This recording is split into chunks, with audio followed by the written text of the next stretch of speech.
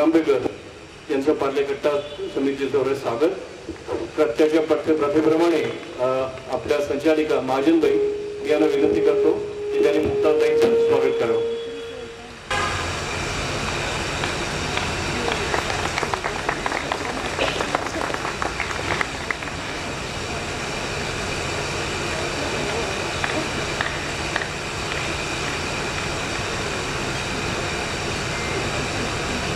नमस्कार. पार्लेकट्ट्यावर पुन्हा एकदा नमस्कार. सगळ्यांचं अगदी मनापासून स्वागत आणि मुक्ताताई तुमचंही पार्लेकट्ट्यावर स्वागत. असं म्हणतात की माणूस हा मुळात चांगलाच असतो, अगदी प्रत्येक माणूस, पण परिस्थिती त्याला वेगळ्या वाटेवर नेऊन ठेवते. कधीतरी वाईट बनवते, कधीतरी गुन्हेगार सुद्धा बनवते आणि कधीतरी व्यसनाधीन व्हायला कारण ठरते.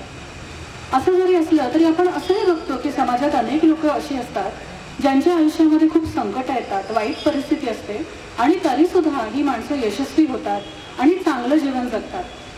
मग काही माणसांना हे का जमत नाही? व्यसन केल्यामुळे काय दुष्परिणाम होतात हे सगळ्यांना माहिती असतात, तरी देखील ही माणसं व्यसनांना बळी का पडतात?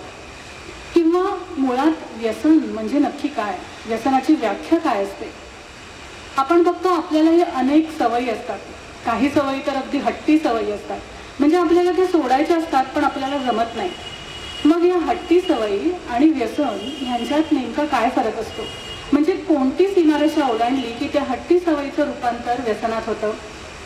या सगळ्यापेक्षाही अतिशय महत्त्वाचा आणि मोठा प्रश्न असा की जर एखादी व्यक्ती व्यसनाधीन झाली तर त्या व्यक्तीला बाहेर कसं काढायचं? कारण आपण असं बघतो की अशी व्यसनाधीन व्यक्ती जी असते ती पूर्णपणे नकारात्मक झालेली असते, कधी कधी हिंसक, रागीट झालेली असते. सगळ्या जगावर तिचा राग असतो, स्वतःवर राग असतो. स्वप्रतिमा ज्याला आपण म्हणतो, सेल्फ एस्टीम, पूर्णपणे धुळीला मिळालेली असते. मग मुक्तांगण सारख्या संस्था किंवा स्वतःला झोपून देऊन काम करणाऱ्या मुक्ताताईंसारख्या व्यक्ती या माणसांना त्या गर्तेतून बाहेर नेमकं कसं काढतात? प्रश्न अनेक आहेत, समस्या खूप गंभीर आहे.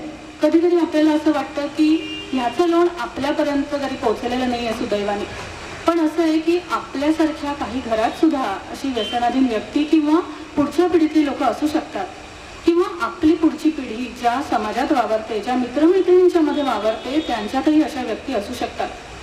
म्हणजे ह्या समस्येपासून कोणीच सुटू शकत नाही. म्हणून व्यसन, व्यसनाधीन व्यक्ती, त्यांचं पुनर्वसन ह्या सगळ्या गोष्टींकडे गंभीरतेने बघितलं पाहिजे आणि त्याचा विचार केला पाहिजे. ही समस्या जरी गंभीर असली तरी मुक्ताताईंशी जेव्हा मी बोलत होते तेव्हा माझ्या असं लक्षात आलं की नेहमी हसऱ्या असतात, नेहमी सकारात्मक असतात. ठीक आहे, जे काही आहे त्याच्यातनं आपण वाट काढायची आणि पुढे जायचंय, असाच त्यांचा अप्रोच असतो. आपण त्यांना ह्या व्यसनाधीन व्यक्तींविषयी, मुक्तांगणच्या कार्याविषयी, त्यांच्या कार्याविषयी हे सगळं विचारणारच आहोत. पण मला असं वाटतं आपण सुरुवात एखाद्या सक्सेस स्टोरीने करावी. मुक्ताताई, आपण सुरुवात एखाद्या अशा व्यसनातून बाहेर पडून अतिशय नॉर्मल आयुष्य जगणाऱ्या अशा एखाद्या स्टोरीपासून करायची का? सर्वांना नमस्कार. मला खूप आनंद होतोय आज या वातावरणामध्ये. खूप छान हे सगळं वातावरण आहे ओपन ह्याच्यावर.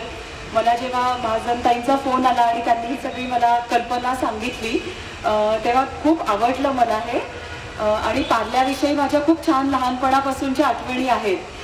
माझे मामा रमेश सोहनी हे पार्ला कॉलेजचे प्रिन्सिपल होते, त्यामुळे खूप लहानपणच्या सुट्ट्या आमच्या इथे पार्ल्यामध्ये गेलेल्या आहेत. आणि माझ्या 2 मामे बहिणी सुद्धा इथे माझ्याबरोबर ज्या पार्ल्यात असतात त्या इथे आज आलेल्या आहेत. त्यामुळे मला खूप आनंद होतोय. मुक्तांगणचे माझे काही इथले मुंबईमधले सक्सेस स्टोरीज आहेत ते सुद्धा आता इथे आज उपस्थित आहेत. नंतर मी त्यांच्याविषयी सुद्धा सांगेनच. तर तुम्ही जे विचारलं की काही मुक्तांगणच्या सक्सेस स्टोरीज, तर खूप आहेत. मी अगदी 2 तुम्हाला थोडक्यात सांगते आणि मग बोलताना ओघात अजून येतीलच. मुक्तांगणची सुरुवात माझ्या आईबाबांनी केली, ऐकून सगळ्यांना माहितीच असेल. तर ती 1986 मध्ये झाली, 29 ऑगस्ट. तर जेव्हा ती सुरुवात झाली तेव्हा पेपरमध्ये सगळीकडे आलं होतं की व्यसनमुक्ती केंद्र असं मुक्तांगण त्याचं उद्घाटन आहे. तर तो उद्घाटनाचा कार्यक्रम जेव्हा सुरू होता तेव्हा एका शाळेमध्ये काम करणाऱ्या मिसेस जोशी म्हणून एक क्लार्क बाई होत्या. त्या त्यांच्या शाळेतल्या शिपाई होते, त्यांना घेऊन आल्या आणि त्यांचं नाव होतं महादेव घाडे. आणि त्या माझ्या आईला म्हणाल्या की आता तुमचं उद्घाटन आहे तर तुम्ही आजच याला ऍडमिट करून घ्या. तो खूप दारू पितो, त्रास देतो. तर आई म्हणाली की आज तर आम्ही फक्त उद्घाटन करतोय, अजून आमची ऍडमिट पेशंट करायची तयारी झालेली नाहीये. तर जोशीबाई म्हणाल्या की आता जर का मी त्याला घरी घेऊन गेले तर तो काही परत यायचा नाही, तर काही करा आणि तुम्ही त्याला आत्ताच ठेवून घ्या. मग आईला पण ते पटलं आणि आईने ऍडमिट केलं. तर मुक्तांगणमध्ये ऍडमिट झालेले महादेव घारे हे आमचे पहिले रुग्ण. आणि मला सांगायला खूप आनंद होतो की मुक्तांगण सुरू होऊन 37 वर्ष झाली आणि महादेव घाऱ्यांच्या व्यसनमुक्तीला सुद्धा 37 वर्ष पूर्ण झाली. माझी आई नेहमी त्यांना शकुनाचा पेशंट म्हणायची की, आणि त्यांना पण सांगायची की महादेव तू शकुनाचा पेशंट आहेस, तुझ्यावरती आता जबाबदारी आहे, तू सुरुवात चांगली करून द्यायची आहे. त्यांच्यावर खूप संकट आली, प्रॉब्लेम्स आले, पण आत्ताही जेव्हा आम्ही त्यांना विचारतो ना की त्यांना अजिबात लिहिता वाचता येत नाही, शिकलेले नाहीच आहेत ते, तर आम्ही जेव्हा त्यांना विचारतो की काय म्हणजे रहस्य काय, कशामुळे तुम्ही व्यसनमुक्त राहिलात, तर त्यांचं इतकं साधं उत्तर असतं की ते म्हणाले मी मोठ्या मॅडमना शब्द दिला होता आणि त्या शब्दाखातर ते आज व्यसनमुक्त आहे. त्यामुळे मुक्तांगणचा जेव्हा वर्धापन दिन असतो तेव्हा आम्ही कुठल्याच मोठ्या सेलिब्रिटीला वगैरे बाहेरच्या बोलवत नाही, कारण आमच्या दृष्टीने महादेव घारे हेच आमचे सेलिब्रिटी असतात. तर त्यांनी ही सुरुवात चांगली करून दिली आणि अशा खूप मग लोक ऍडमिट व्हायला लागले, व्यसनातनं बरे झाले, आयुष्य त्यांची बदलली. तर एक मी उदाहरण सांगते की जे तुम्हाला सगळ्यांना ऐकायला खूप इंटरेस्टिंग वाटेल. त्याचं नाव आहे राहुल जाधव. तो डोंबिवलीचा राहणारा आहे आणि तो काही वर्षापूर्वी मुक्तांगणमध्ये जेव्हा ऍडमिट झाला तेव्हा तो पूर्ण असा सर्व प्रकारची तो व्यसन करत होता. ड्रग्स घेत होता, दारू पण त्याची होती आणि मुख्य म्हणजे तो गुन्हेगारी विश्वामध्ये तो गुंतला गेलेला होता. सगळी गँग वगैरे, गँग वॉर असतात त्याच्यामध्ये तो गुंतला होता. मग त्याला एकदा अटक झाली, तो 4 वर्ष जेलमध्ये होता आणि जेलमधनं बाहेर आल्यावर त्यांनी ठरवलं की आता मला नोकरी करून चांगलं जीवन जगायचंय, आता मला व्यसन करायचं नाहीये, गुन्हे पण करायचे नाहीये. पण लोकांना त्याच्या एकूण सगळ्याबद्दल इतकी माहिती होती की त्याला नोकरी मिळणं खूप कठीण झालं होतं. त्यामुळे तो खूप निराश झाला. मग त्याचं व्यसन परत सुरू झालं, व्यसन त्याचं वाढत गेलं. मग त्याच्या बाबांना कोणीतरी मुक्तांगणबद्दल सांगितलं आणि मग त्याला तो जेव्हा मुक्तांगणमध्ये आला, मुक्तांगणमध्ये आम्ही 30 दिवस ऍडमिट करून घेतो. तर आमच्या लक्षात आलं की त्याला 30 दिवस उपचार पुरेसे नाहीये, त्याचा प्रॉब्लेम खूप मोठा आहे आणि व्यसनाखेरीज हे सगळं गुन्हेगारी हा सुद्धा एक मोठा त्याचा प्रॉब्लेम आहे. आणि त्याला पण ते पटलं की मी अजून थोडं राहायला पाहिजे. पण तो म्हणाला की माझे घरचे लोक काही पैसे भरू शकणार नाहीत, तर तुम्ही मला मुक्तांगणमध्ये काम द्या. मग त्यांनी आमच्या हाऊसकीपिंग विभागामध्ये काम करायला सुरुवात केली आणि खूप छान मन लावून तो काम करायचा. आणि आज जेव्हा आम्ही त्याच्याशी बोलतो ना तेव्हा तो असं सांगतो की तो माझ्या आयुष्यातला एक टर्निंग पॉइंट ठरला. कारण जेव्हा तो वॉशरूम साफ करायला लागला, फरशा साफ करायचा, वॉर्ड सगळे साफ करायचा, तेव्हा तो म्हणाला की माझं मन साफ व्हायला लागलं. माझ्या मनातला जो राग होता, पश्चाताप तर खूपच होता, ज्या लोकांना त्यांनी त्रास दिलाय, खंडणी मागितली आहे, तो पश्चाताप हळूहळू, आणि त्या पश्चातापामुळे त्याला रात्री झोप यायची नाही, तर ते थोडंसं फिजिकल हालचालीमुळे झोप मग त्याला चांगली यायला लागली. मग तो ओपन व्हायला लागला, काउन्सिलिंग खूप व्हायला लागलं. मग त्यांनी हळूहळू कबूल केलं की ज्यांना माझ्यामुळे त्रास झालाय त्यांची मी माफी मागीन. काही लोकांनी माफीचा स्वीकार केला, काहींनी केला नाही, पण ते त्याला इथे सांगितलं होतं मुक्तांगणमध्ये की ते असं स्वाभाविक आहे की दोन्ही प्रकारे होऊ शकतं. आणि पुण्यामध्ये एकदा मॅरेथॉन होती आणि तेव्हा त्यांनी आम्हाला असं सांगितलं की आम्ही तुम्हाला काही फ्री एंट्रीज देतो, तुमच्या जे रुग्ण असतील ते त्याच्यामध्ये भाग घेऊ शकतात. तर मी आमचा जो आफ्टर केअर विभाग आहे जिथे राहुल राहायचा, तर तिथे मी सगळ्यांना विचारत होते की कोणाला मॅरेथॉनमध्ये भाग घ्यायचा आहे का. तर राहुलने लगेच हात वर केला. तो म्हणाला की मी खूप जोरात पळू शकतो, कारण पोलीस नेहमी माझ्या मागे असायचे, पब्लिक मागे असायचं, पण त्यांना कोणाला मला पकडता नाही आलं. आणि मग राहुलनी त्या 10 किलोमीटर रेसमध्ये भाग घेतला. त्याला ते खूप आवडलं. मग तो हळूहळू त्याची प्रॅक्टिस करायला लागला. माझा नवरा, मी, आम्ही दोघंही पळतो, त्यामुळे आम्ही त्याला सांगायला लागलो की कशा प्रकारे पळायचं. आणि मग असं करत करत हाफ मॅरेथॉन 21, फुल मॅरेथॉन 42, आणि मग काही वर्षापूर्वी त्याचं एक स्वप्न होतं की मुंबई मॅरेथॉन जी प्रेस्टिजियस असते ती त्याच्यामध्ये भाग घ्यायचा. आणि मग जेव्हा त्यांनी मुंबई मॅरेथॉन पूर्ण केली 42 किलोमीटरची आणि त्याचं मेडल घेऊन तो पोलीस स्टेशनला गेला, तेव्हा जे पोलीस त्याच्यासारखा अपमान करायचे, त्याला उभं ठेवायचे, त्या पोलिसांनी त्याला स्टँडिंग ओव्हेशन दिलं.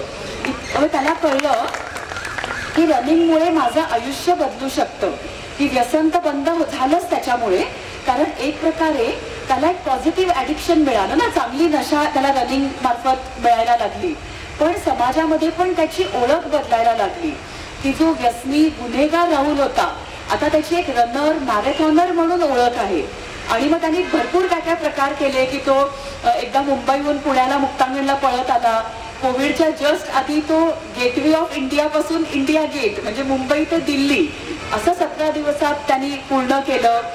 तर खूप छान त्याचं चाललंय. मग आता तो मुक्तांगणमध्येच काम करतो, फ्रीलान्सिंग तो करतो, त्याचं लग्न झालंय, त्याच्यावरती पुस्तक आता आलेलं आहे. तर अशी खूप अनेक सक्सेस स्टोरीज मुक्तांगणच्या सांगता येतील. तर ही म्हणजे एखाद्या चित्रपटाची कथा होऊ शकते, एखादा चित्रपट याच्यावर निघू शकते, इतकी ही मनोवेदक अशी कथा आहे. तुम्ही आता सांगितलं की व्यसनाधीन माणसाला त्यातनं बाहेर काढणं जितकं गरजेचं आहे तितकंच त्याचं पुढचं आयुष्य हे सुद्धा महत्त्वाचं आहे. कारण आधीची त्याची पार्श्वभूमी काहीतरी वेगळी असणार, कधी कधी गुन्हेगारी असणार, आणि तिथून बाहेर पडल्यावर त्यांनी जरी ठरवलं की आता पुन्हा व्यसनात शिरायचं नाही, तरी त्याला एक व्यवस्थित नोकरी किंवा कामधंदा असणं गरजेचं असतं. आणि ज्याच्यासाठी तुम्ही त्याला अशा सगळ्या रुग्णांना मदत करता. मला असं विचारायचं आहे, मुळात व्यसन म्हणजे नक्की काय, म्हणजे त्याची अशी काही शास्त्रीय व्याख्या केली गेलेली आहे का? हा बरेचदा आम्हाला प्रश्न विचारला जातो की व्यसन नेमकं कशाला म्हणायचं. काही वेळा आम्हाला लोक विचारतात की मी कधीतरी पार्टीत दारू पितो तर ह्याला व्यसन म्हणायचं का. आज सकाळीच मी गेले होते पुणे युनिव्हर्सिटीत, तर मला एका बाईने विचारलं की माझा 9वीतला मुलगा आहे, तो खूप वेळ फोनवरती वेळ घालवतो, तर ह्याला व्यसन म्हणायचं का. तर थोडक्यात सांगायचं तर कुठल्याही गोष्टीचा अतिरेक म्हणजे व्यसन. मग आपण चांगल्या गोष्टीचा सुद्धा अतिरेक करायला लागलो आणि त्याच्यामुळे आपलं नुकसानच होत असतं शरीराचं, मनाचं, आणि तरी आपण ती गोष्ट थांबवू शकत नसलो तर त्याला आपण व्यसन म्हणू शकतो. आपल्या सगळ्यांना जी व्यसनं माहिती असतात की दारू, वेगवेगळ्या प्रकारची ड्रग्ज आहेत, तंबाखू, सिगरेट, निकोटीन युक्त किंवा तंबाखूयुक्त पदार्थ, तर ही सगळी अंमली पदार्थांचं व्यसन आपण म्हणतो. आणि अलीकडे कॉमन व्हायला लागली आहे की वर्तनात्मक व्यसन, की ज्याच्यामुळे काही सेवन केलेलं नसतं पण एखादा मुलगा फोनवरच जास्ती वेळ घालवतो, व्हिडिओ गेम सारखा खेळतोय, स्क्रीन शिवाय त्याला चालत नाहीये, तर ते सुद्धा एक प्रकारे व्यसनच आहे, कारण तिथे अतिरेक केलेला असतो. जागतिक आरोग्य संघटनेने नक्की ह्याच्याविषयी काय म्हटलंय की व्यसनाच्या व्याख्येविषयी, तर त्यांनी असं म्हटलंय की हा शारीरिक आणि मानसिक अशा दोन्ही प्रकारचा आजार आहे.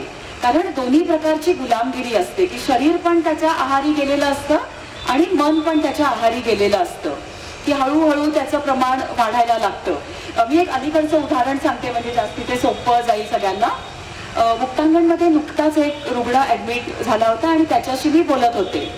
त्याला दारूचं व्यसन होतं. तर मग सुरुवातीला मी त्याची माहिती विचारत होते ना, तर त्यांनी मला असं सांगितलं की तो पहिल्यांदा जेव्हा प्यायला तेव्हा तो कॉलेजमध्ये असताना तो प्यायला होता आणि 31 डिसेंबरची पार्टी होती आणि मग त्याचे मित्र म्हणाले की पी रे थोडे, सगळेच जण 31 डिसेंबरला पितात, आजकाल तर कोण असं नसतंच की पीत नाही वगैरे, म्हणून त्यांनी त्याला आग्रह केला. त्याला एवढी काही मजा आली नाही जेव्हा तो पहिल्यांदा प्यायला.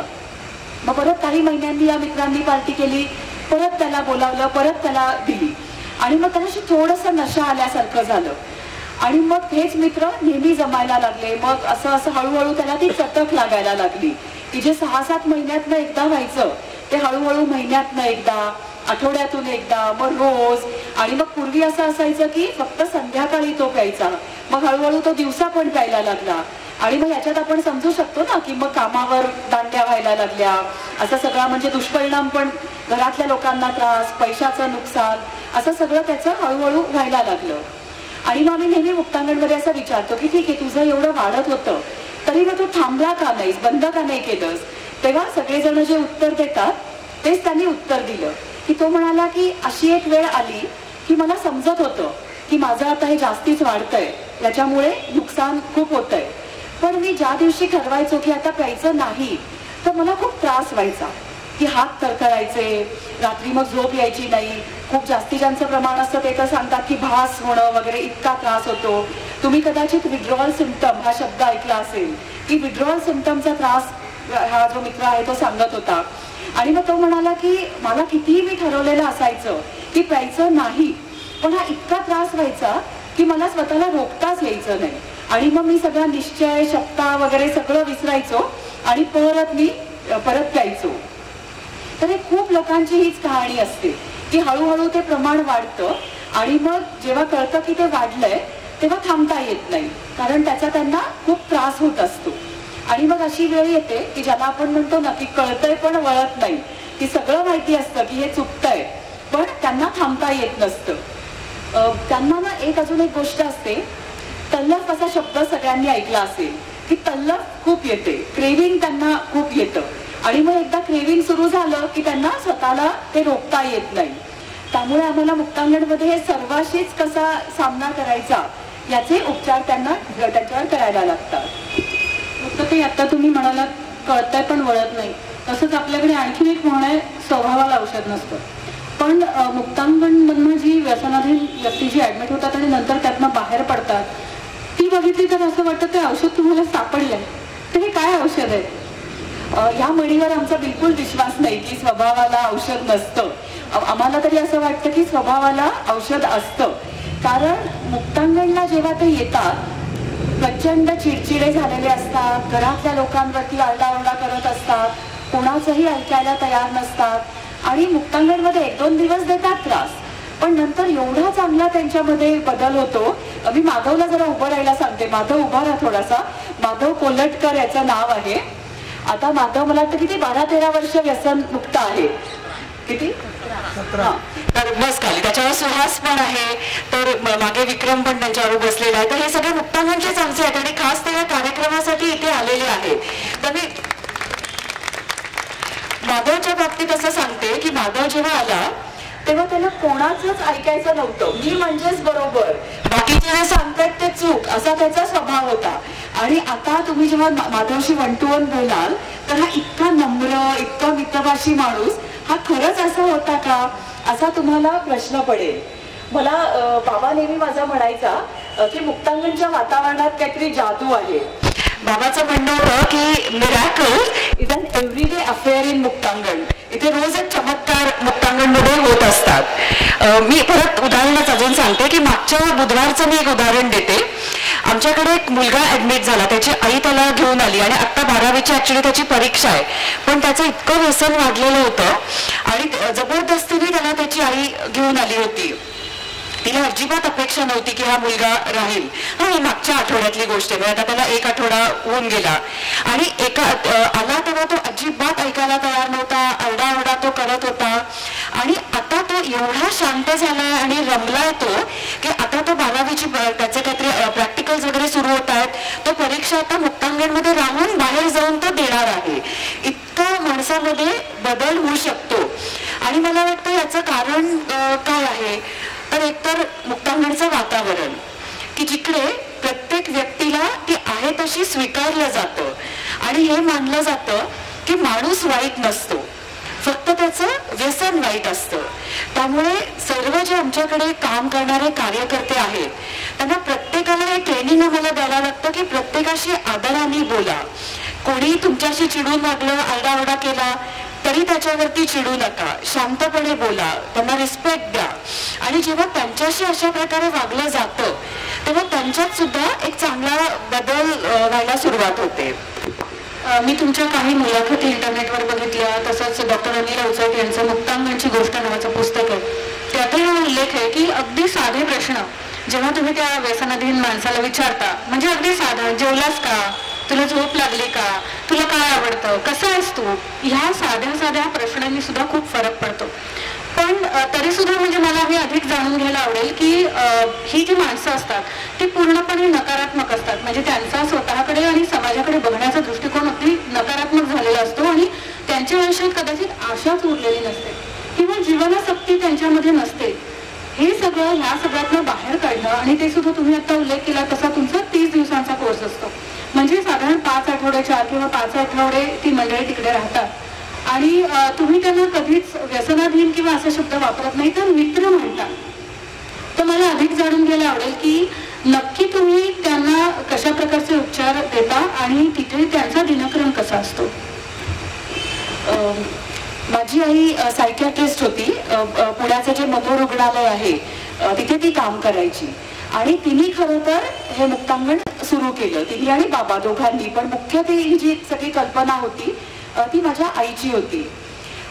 ती नेहमी सांगायची की ती जरी सायकियाट्रिस्ट होती तरी तिने कुठलंही व्यसनमुक्ती केंद्र बघितलेलं नव्हतं, कारण तेव्हा महाराष्ट्रात असं 37 वर्षापूर्वी केंद्र नव्हतं.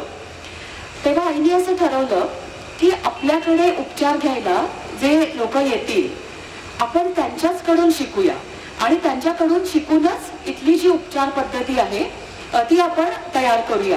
तर आत्ता जेव्हा मी हा विचार करते ना, तर मला असं वाटतं की केवढा हा मोठा विचार असेल, कारण एखाद्या डॉक्टरनी रुग्णाचं ऐकणं वगैरे असं आपल्याकडे अलीकडे काही दिसूनच येत नाही. आणि तिच्यामध्ये इतकी नम्रता होती की तिला रुग्णांकडून शिकायची तिची तयारी होती. तेव्हा जे रुग्ण यायचे त्यांच्याशी ती चर्चा करायची की तुम्हाला कशा प्रकारची ट्रीटमेंट आम्ही दिली तर तुम्हाला आवडेल, तुम्हाला त्याचा फायदा होईल.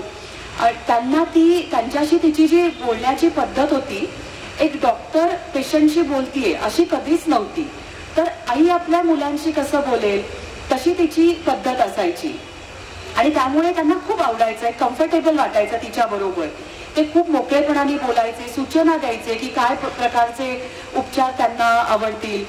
आणि मग अशा पद्धतीने आमच्या रुग्णांकडून शिकतच मुक्तांगणची जी उपचार पद्धती आहे ती हळूहळू तयार होत गेली. बाबा पण आम्हाला नेहमी असं सांगायचा, बाबा म्हणजे डॉक्टर अनिल अवचट, की बाबाचं म्हणणं असायचं की आपण सगळ्यांनी कायम एक विद्यार्थी असलं पाहिजे. जेव्हा आपल्याला असं वाटतं की मला सगळं समजतं, ती आपल्या अधोगतीची सुरुवात असते. त्यामुळे कायम चांगले विद्यार्थी राहा, असं तो आम्हाला नेहमी आमच्या स्टाफ मीटिंग्स वगैरे असायच्या त्याच्यात बाबाचंही नेहमी म्हणणं असायचं की कायम चांगले विद्यार्थी राहा. आईने जी रुग्णांकडून शिकायची परंपरा सुरू केली होती ती आजही आम्ही त्यामुळे सुरू ठेवलेली आहे. आजही आम्ही त्यांच्याकडनं फीडबॅक घेतो, त्यांच्या अपेक्षा समजून घेतो. याच्यामुळे काय होतं की त्यांना खूप कम्फर्टेबल वाटतं आमच्याकडे, की माझं ऐकलं जातंय, माझ्याशी प्रेमाने बोललं जातंय किंवा त्यांच्या अपेक्षांप्रमाणे ही ट्रीटमेंट असते. मुक्तांगणची जी सगळी ट्रीटमेंट आहे, उपचार पद्धती आहे, ती पूर्णपणे भारतीय संस्कृतीवर आधारित आहे. कुठलंच असं बाहेरच्या देशातलं मॉडेल वगैरे आपण फॉलो इथे करत नाहीये. त्यामुळे आम्ही काय केलं, सुरुवातीपासूनच आपल्या संस्कृतीतल्या ज्या चांगल्या गोष्टी आहेत किंवा जिथे आपल्याला बरं वाटतं, इमोशनल अटॅचमेंट असते, अशा गोष्टी आम्ही ट्रीटमेंटमध्ये आणत गेलो उपचार पद्धतीमध्ये. तर ह्याची मी तुम्हाला 2-3 उदाहरणं सांगते. आपल्याकडे कसं असतं की जेव्हा आपण प्रवासाला जातो किंवा मुलं आपली परीक्षेला वगैरे जातात, आपण त्यांच्या हातावर दही देऊन निरोप देतो आणि याच्यामध्ये आपला विचार असतो की सुरक्षितपणे काम पूर्ण करून परत या. मुक्तांगणमध्ये जेव्हा आमची एक बॅच डिस्चार्ज घेते, हा स्ट्रक्चर प्रोग्राम असतो, त्यामुळे दर शुक्रवारी साधारण 25 ते 30 लोकांची बॅच असते, त्यांचा डिस्चार्ज असतो. मग त्यांच्यासाठी आम्ही एक आंतरदीप प्रज्वलन कार्यक्रम घेतो. त्याच्यामध्ये ते दीप प्रज्वलित करतात आणि आम्ही त्यांना सांगतो की तुम्ही तुमच्या अंतर्मनातला व्यसनमुक्तीचा दीप प्रज्वलित करा. आम्ही त्यांना एक छोटं कार्ड देतो की त्याच्यावर मुक्तांगणची प्रार्थना असते, एक छोटा त्यांना संदेश असतो आणि आम्ही त्यांना सांगतो की हे कार्ड नेहमी तुमच्या खिशात ठेवा. म्हणजे आपला खिसा डाव्या बाजूला असतो आणि हृदय पण डाव्या बाजूला असतं. तुमच्या हृदयाला सतत जाणीव राहील की तुमच्यावरती खूप जबाबदारी आहे. कधीही व्यसन करायची इच्छा झाली, हे कार्ड काढा, त्याच्यावरचा मजकूर वाचा आणि त्याच्यामुळे सुद्धा त्या मनातली इच्छा कमी होईल. आणि ह्याच कार्यक्रमामध्ये आम्ही त्यांच्या हातावर दही देऊन त्यांना निरोप देतो आणि आम्ही त्यांना नेहमी एक गोष्ट सांगतो, तुम्ही व्यसनमुक्तीच्या प्रवासाला सुरुवात करताय आणि तो प्रवास सुखाचा व्हावा म्हणून आम्ही हे दही देतोय. तुम्ही प्रवास पूर्ण करून परत यायचंय, पण आम्हाला फक्त भेटायला यायचंय, परत पेशंट म्हणून यायचं नाहीये. तर त्यांना हे खूप आवडतं. त्यांच्यासाठी हा एक खूप इमोशनल असा एक भावनिक प्रसंग असतो, तो त्यांच्या मनात नेहमी राहतो. तर हा एक आमच्या उपचाराचा भाग आहे. अजून एक गोष्ट तुम्हाला नक्कीच आवडेल ऐकायला, आम्ही त्यांच्या व्यसनमुक्तीचे वाढदिवस साजरे करतो. महादेव घाऱ्यांचं मी तुम्हाला सुरुवातीलाच सांगितलं की 29 ऑगस्ट 1986ला ते ऍडमिट झाले. त्यामुळे दरवर्षी 29 ऑगस्टला त्यांचा व्यसनमुक्तीचा वाढदिवस असतो. सुरुवातीला काय व्हायचं, रुग्ण कमी होते, त्यामुळे आम्ही त्या तारखेला करू शकायचो. मग जेव्हा 2-3 वर्ष झाली मुक्तांगण सुरू होऊन रुग्णांची संख्या वाढायला लागली, मग असं ठरलं ते ज्या महिन्यात ऍडमिट होतील पुढच्या वर्षी त्या महिन्यातल्या शेवटच्या शनिवारी त्यांचा वाढदिवस साजरा करायचा, व्यसनमुक्तीचा. दर महिन्याच्या शेवटच्या शनिवारी मुक्तांगणमध्ये हा कार्यक्रम असतो. त्याला आम्ही पुनर्जन्माचा त्यांचा वाढदिवस म्हणतो. त्यांचा एक प्रकारे पुनर्जन्म झालेला असतो आणि त्यांना आम्ही मुक्तांगणचं व्यसनमुक्तीचं मेडल देऊन त्यांचा सत्कार करतो. ते त्यांचा अनुभव कथन करतात. जे आत्ता ऍडमिट रुग्ण आहेत ते जेव्हा हे सगळं ऐकतात त्यांच्या प्रवासाविषयी, त्यांनी नेमकं काय केलं, तेव्हा त्यांना एक प्रेरणा खूप मिळत असते. आणि ह्या कार्यक्रमात त्यांचे कुटुंबीय सुद्धा बोलतात. आणि मला एक गोष्ट त्या कार्यक्रमातली मला स्वतःला खूप फील ह्या गोष्टीचं होतं की ह्याच नातेवाईकांशी जेव्हा आम्ही ते ऍडमिशनला येतात तेव्हा बोललेलो असतो, तेव्हा ते रडत असतात, पण ते दुःखाचे अश्रू असतात. आणि ह्या कार्यक्रमातही ते रडत असतात, पण ते आनंदाचे अश्रू आम्हाला बघायला मिळतात. तर अशा प्रकारे भारतीय संस्कृतीवर आधारित उपचार असतात. खूप हे मॉडेलच इतकं सुंदर, इतकं गोड आहे, पण जेवढं तुम्ही सांगताय तितकं ते सोपं नसेल. म्हणजे असं की ही जी मंडळी आलेली असतात त्यांची कधी कधी गुन्हेगारी पार्श्वभूमी सुद्धा असते. आणि जेव्हा आता एखादा माणूस ड्रग ॲडिक्ट आहे तर त्याला ड्रग्स पुरवणाऱ्यांचं एक चौकडी असते किंवा एक सिस्टीम असते. आणि मग ही माणसं अर्थातच त्यांना पुन्हा पुन्हा त्या ड्रग्सच्या ह्याच्यात ओढण्याचा प्रयत्न करत असते. म्हणजे अशी गुन्हेगारी प्रवृत्तीची किंवा ड्रग्सशी असोसिएटेड अशी माणसं यांच्या भोवती असतात. आणि जेव्हा तुम्ही त्यांना ऍडमिट करून घेतात तेव्हा तुम्हाला अशी कधी भीती वाटत नाही का, किंवा तुम्हाला अशा कधी धमक्या किंवा असे काही प्रकार होत नाहीत का? सुदैवाने नाही असं कधी झालं, कारण कदाचित त्यांनाही माहिती असेल की आम्ही त्यांना चांगल्या मार्गावरती आणायचा प्रयत्न करतोय. बरेच वेळ आम्हाला विचारतात लोक की अशा काही धमक्या येतात का, कोणी काही त्रास देतं का, किंवा याच्या पलीकडे जाऊन मला कोणी विचारतं की तू एक आता स्त्री म्हणून अशा क्षेत्रात काम करतेस की जिथे मुख्य सगळे रुग्ण पुरुषच असतात, तर या प्रकारचा काही त्रास होतो का? तर सुदैवाने नाही असा त्रास होत. कारण सगळ्यांना आपलं जे काम आहे त्याचं एक किंवा आपल्या मनातला जो भाव आहे, त्यांना मदत करण्याचा सेवाभाव आहे, एक सकारात्मकता आहे, हे कुठेतरी जाणवत असतं. त्यामुळे सुदैवाने असा काही त्रास होत नाही. ही खरंच खूप चांगली गोष्ट आहे. पण जेव्हा तो माणूस व्यसनाधीन असतो तेव्हा तो कुठच्याही टोकाला जातो, असं बऱ्याच केसेसमध्ये आपण ऐकतो किंवा बघतो. म्हणजे त्या पुस्तकामध्ये सुद्धा मी वाचलं, तुमच्या मुलाखतीमध्ये सुद्धा ऐकलं की अशी माणसं कुठच्याही थराला जातात. म्हणजे अगदी घरातली चांगली पुस्तकं, अगदी ज्ञानेश्वरी सुद्धा कोणी रद्दीच्या भावात विकून दिली आहे किंवा इव्हन घरातले देव सुद्धा विकलेले आहेत. एवढंच नाही तर एक उदाहरण मी असं वाचल्याचं आठवत आहे की तो माणूस इतका व्यसनाच्या आहारी गेला होता आणि दारूसाठी बायको पैसे देत नव्हती, तेव्हा त्यांनी आपल्या लहानग्या मुलाला लिटरली गच्चीवर नेलं आणि आता मी त्याला टाकतो इथपर्यंत त्याचं वर्तन होतं. तर इतकी जी माणसं टोकाला पराकोटीला गेलेली असतात तेव्हा त्या अवस्थेमध्ये असताना जेव्हा तुम्ही मायेचे शब्द किंवा त्याला आशा दाखवता तेव्हा त्यांचं पूर्णपणे मनात परिवर्तन होतं. आणि अनेकदा ती माणसं इतकी मग प्रामाणिक आणि इतकी सच्ची अशी बनतात की ती समाजासाठी जी विघातक होती ती समाजासाठी काहीतरी त्यांचा सहभाग असेल अशा चांगल्या व्यक्ती बनतात. पण ह्या सगळ्यामध्ये शेवटी आपल्याही सहनशक्तीला मर्यादा असते. तर मग तुम्ही ही तुमची जी माया त्या मित्रांप्रती, रुग्ण मित्रांप्रती किंवा तुमची सहनशक्ती ही टिकवून कशी ठेवतात? आता जे सांगितलं ना की व्यसनाची जेव्हा तीव्र इच्छा होते त्या माणसाला, तल्लफ येते, तेव्हा तो कुठल्याही टोकाला जाऊ शकतो. आता त्यांनी जे सांगितलं ते अशोक नावाचे आमचे रुग्ण होते आणि अगदी आई असल्यापासून ते होते, आईच्या काळातले. तर त्यांना एवढं व्यसनासाठी पैसे हवे होते की त्यांनी त्यांच्या छोट्या बाळाला असं गच्चीच्या कठड्यावरनं खाली धरलं असं आणि बायकोला म्हणाले की तुम्हाला पैसे दे नाही तर मी याला खाली टाकतो. आणि मग तिने पैसे दिले. इतकी ती घाबरली आणि मग खूप लोकांची मदत घेतली, मुक्तांगणमध्ये ऍडमिट त्यांना केलं आणि सुदैवाने ते व्यसनमुक्त राहिले. आज ते या जगात नाहीये पण ते शेवटपर्यंत ते व्यसनमुक्त राहिले. आता मुलगा पण खूप मोठा आहे, त्याचंही लग्न झालेलं आहे. तर ही व्यसनाची जी तल्लफ, मगाशी मी जे शब्द वापरला, आपण ज्यांना व्यसनाचा काही अनुभव नाही, ही तल्लफ आपण याचं कल्पना सुद्धा करू शकत नाही. एक छोटं फक्त मी उदाहरण देते की त्याच्यावरनं थोडंसं आपल्याला कळू शकतं. आपल्यातल्या खूप लोकांना सकाळी उठल्यावर चहा प्यायची सवय असेल बघा, चहा किंवा कॉफी. खूप लोकांना खूप जास्ती सवय असते की उठल्या उठल्या ते असं म्हणतात, किंवा एक वेळ झाली संध्याकाळी 5 वाजले 4 वाजले की त्यांना चहा लागतोच. अशा माणसाला जर का वेळेवर चहा मिळाला नाही तर त्रास होतो. तुमच्यातल्या खूप जणांनी स्वतःसाठी किंवा दुसऱ्यांसाठी हा अनुभव घेतलेला असेल की लोक सांगतात की वेळेवरती चहा नाही मिळाला की डोकं दुखतं, जड होतं, चिडचिड होते, कामामध्ये उत्साह लागत नाही. तर चहा हे खूप छोटं व्यसन आहे. चहा मिळाला नाही तर आपल्याला इतका त्रास होतो. तर चहाच्या तुलनेने दारू किंवा ड्रग्सची जी तीव्रता आहे ती खूप जास्ती आहे. तर चहा नाही मिळाला तर इतका त्रास. तर आपण कल्पना करू शकतो की दारू किंवा ड्रग्स नाही मिळाली तर त्यांना किती जास्त त्रास होत असेल. त्यामुळे ते मुद्दामून आपल्याला त्रास द्यायला असं वागत नसतात. ते सुद्धा एक प्रकारचे विक्टिम्स असतात, गुलाम झालेले असतात, आणि त्यामुळे त्यांना हे त्यांच्याकडून करून घेतलं जातं.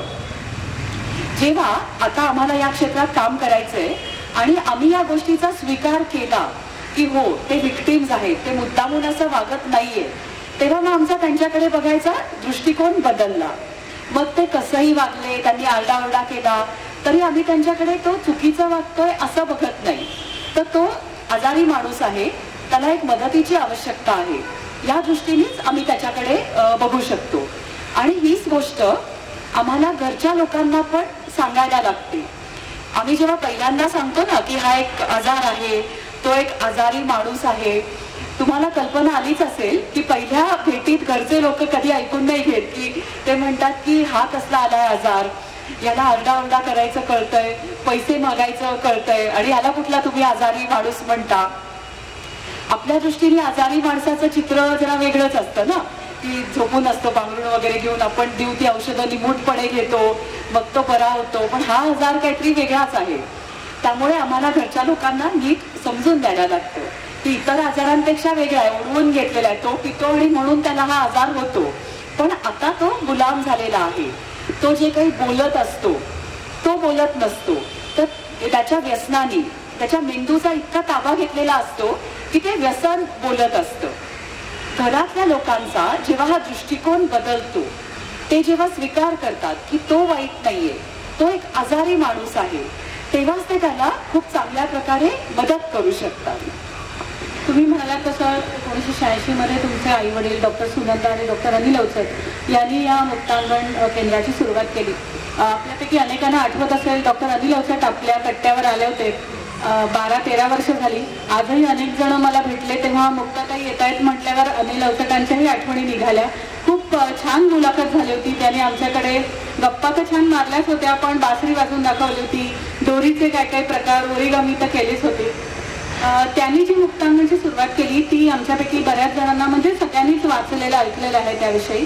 पण तुमचा या संस्थेमध्ये जो प्रवेश झाला तर त्याच्याविषयी मला सांगायला आवडेल, विचारायला आवडेल, कारण अनेकांना असं वाटत असतं की तुमचं नाव मुक्तांगण, तर ह्याविषयी सांगा. आणि दुसरं म्हणजे मला असं त्याला जोडून विचार असं वाटतंय की तुम्ही सायकोलॉजीमध्ये तुमचं शिक्षण आहे, तुम्ही MA कम्प्लीट केलं.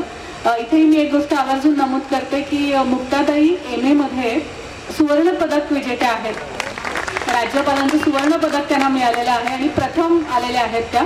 आणि त्यानंतर PhD करण्याचा देखील त्यांचा मानस होता, पण मुक्तांगणच्या कार्यामध्ये त्यांनी स्वतःला जोडून घेतलं आणि मग PhD देखील मागे पडली आणि पूर्ण वेळ त्या मुक्तांगणचं कार्य करायला लागल्या. PhD झाली पण उशिरा केली. अच्छा. मी जेव्हा आई बाबांनी जेव्हा मुक्तांगणची स्थापना केली तेव्हा मी 11वीत होते आणि मी उद्घाटनाच्या कार्यक्रमाला पण गेलेले होते. मी नेहमीच काही कामानी काही कार्यक्रम असले की मी मुक्तांगणला जायचे. त्यामुळे मुक्तांगण तर हे मला माहितीच होतं. आणि त्याही आधी आई जेव्हा मेंटल हॉस्पिटलमध्ये काम करायची तेव्हा सुद्धा आम्ही खेळायला वगैरे मेंटल हॉस्पिटलमध्ये जायचो. आणि आईचं असं कधीच नसायचं की पेशंट वेगळे, घर वेगळं. मेंटल पेशंट सुद्धा आमच्या घरी तेव्हा येत असत. आणि नंतर मुक्तांगण सुरू झाल्यानंतर मुक्तांगणचे रुग्ण सुद्धा आमच्या घरी यायला लागले. ती सगळ्यांची आईच होती. माझं जेव्हा MA झालं तेव्हा मला PhD साठीच विषय घ्यायचा हवा होता, म्हणून मी मुक्तांगणला जायला सुरुवात केली. आणि मी ठरवलं की 1 महिना फक्त जे काही आई काम करते ते ऑब्झर्व करायचं.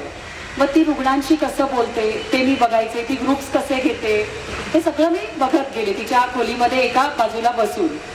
आणि मला ते खूप आवडायला लागलं. मग तिने माझ्यावरती थोडी थोडी कामं सोपवायला सुरुवात केली. तेव्हा तिच्या कॅन्सरची पण आजाराची सुरुवात झालेली होती. आणि तरी मला असं दिसायचं की तिचा आजार तिच्या कामाच्या मध्ये कुठेही येत नव्हता. ती खूप उत्साहाने सतत काम करत असायची. पहिल्या पेशंटशी बोलताना, दिवसाचा जो पहिला पेशंट असेल त्याच्याशी बोलतानाचा तिचा जो उत्साह असायचा, अगदी 15-20 पेशंट जरी तिने बघितले तरी तो उत्साह तिचा खूप कॉमन तसाच असायचा. त्यामुळे मी तिला एकदा विचारलं होतं की कसा तुझा उत्साह टिकवते, आपल्याला खूप वेळा तेच सांगायचं असतं, तू तेच कसं तितक्याच उत्साहाने तू सांगतेस. तर ती असं म्हणाली की आपण जरी ही गोष्ट खूप वेळा सांगितलीये तरी ऐकणारा माणूस ती पहिल्यांदाच ऐकत असतो. तर ह्याचं भान आपल्याला ठेवायला पाहिजे. खूप गोष्टी मी तिच्याकडनं शिकत गेले. मग हळूहळू मला लक्षात आलं की तिला जे क्लिनिकल काम असतं त्याचा कंटाळा नाहीये, पण तिला जे ऍडमिनिस्ट्रेटिव्ह काम असतं ना, पत्रव्यवहार, काय नोंदी, कागदपत्र, तेव्हा तर कम्प्युटर पण नसायचे, सगळं असं हाताने सगळं ठेवायला लागायचं, तर ह्याचा तिला खूप कंटाळा आहे. मग मी त्या जरा जबाबदाऱ्या घ्यायला लागले आणि मग मला ते खूप आवडायला लागलं. आणि असं करत करत मी मुक्तांगणमध्ये मी पण गुंतून गेले. आणि मला पण आता यावर्षी 30 वर्ष एप्रिलमध्ये पूर्ण होती की मी मुक्तांगणमध्ये काम करतेय. आईकडनं मी एक मुख्य गोष्ट काय शिकले की इथे आपण जरी प्रोफेशनल असलो तरी इथे आपल्याला रुग्ण आणि आपण याच्यामध्ये असं खूप अंतर नको. ती नेहमी एक शब्द सांगायची की एम्पथी पाहिजे रुग्णाबद्दल, की त्याच्याबद्दलची एक सह अनुभूती आपल्याला पाहिजे. जोपर्यंत आपण त्याच्या शूजमध्ये जाऊन विचार करत नाही, त्याच्या जागेवर जाऊन विचार करत नाही, तोपर्यंत आपण त्याला समजून घेऊ शकत नाही. आपण काही यंत्रांशी डील करत नाही ना, ती यंत्र काही रिपेअर आपण करत नाहीये. इथे आपण माणसाशी डील करतोय, त्याचं मन, ही जी खूप कॉम्प्लेक्स गोष्ट आहे. तर जोपर्यंत त्याच्या आपण अंतरंगात डोकावत नाही तोपर्यंत आपण त्याला समजून घेऊ शकत नाही. तर अशा खूप गोष्टी मी शिकत गेले. मग ती जशी त्यांची आई होती तशी मी त्यांचा ताई व्हायचा प्रयत्न करायला लागले. मुक्तांगणमध्ये नेहमी आम्ही सगळे सण वगैरे साजरे करतो. तर राखी पौर्णिमा, भाऊबीज याला मी त्यांना नेहमी एक गोष्ट सांगत असते सगळ्या रुग्णांना की जेव्हा आईला कोणी विचारायचं तेव्हा की तुम्हाला मुलगा नाही आहे का, तर आई म्हणायची मला तर 10,000 मुलं आहेत. तर आता मी खूप अभिमानाने सांगते की कोणी जेव्हा मला विचारतं की तुम्हाला भाऊ नाही आहे का, तर मी तर सांगते की मला 30,000 भाऊ आहेत, 1-2 भावांचं काय घेऊन बसलाय. तर असा एक छान आता तो जिव्हाळ्याचं नातं तयार झालेलं आहे. तुम्ही आता भाऊ असं म्हणालात, पण प्रत्येक माणूस जो येतो व्यसनाधीन माणूस, त्याची पार्श्वभूमी वेगवेगळी असते. म्हणजे त्याची सांपत्तिक स्थिती वेगळी असेल, त्याच्या व्यसनाधीनतेचं प्रमाण वेगळं असेल, व्यसनाचा प्रकारही वेगवेगळा असेल. तर अशा वेळेला प्रत्येक माणसागणिक तुमची उपचार पद्धती कशी बदलत जाते. म्हणजे त्याची गरज कदाचित वेगळी असू शकते. जरी दारू हे व्यसन समजा आपण धरलं तर 100 रुग्णामध्ये ते व्यसन कॉमन आहे, पण त्या माणसाची मानसिकता आणि एकूण सगळी पार्श्वभूमी जर वेगळी असेल तर त्यानुसार ह्यामध्ये तुम्ही कसे बदल करता. मुक्तांगणमध्ये जे उपचार आहेत आमचे बेसिक ते 30 दिवसाचे असतात की आणि ते एकदम स्ट्रक्चर्ड असतात की बुधवारी एक बॅच ॲडमिट होते साधारण 25-30 लोकांची. ते 30 दिवस पूर्ण करून जो शुक्रवार येतो 30 दिवसानंतरचा, 1 महिन्यानंतरचा, तेव्हा ते डिस्चार्ज होतात. असं हे प्रत्येक बुधवारी आणि शुक्रवारी चालतं की प्रत्येक बुधवारी ॲडमिशन आणि शुक्रवारी डिस्चार्ज. तर जसं पहिलीतून दुसरीत आपण जातो, दुसरीतनं तिसरीत, तसं आमचं पहिल्या आठवड्यातून दुसऱ्या आठवड्यात जातात, तिसऱ्या, आणि त्याचं आम्ही एक स्ट्रक्चर तयार केलेलं आहे. दिवसाचं एक टाईम टेबल ठराविक असतं. सकाळी त्यांना लवकर उठायचं असतं. योगासनांनी दिवसाची सुरुवात होते. मग 8 वाजता ब्रेकफास्ट, 9 वाजता त्यांना ग्रुप थेरपी असते 9 ते 10. मग परत 12 ते ग्रुप थेरपी असते. असं दिवसभराचा आमचा एक प्रोग्राम असतो.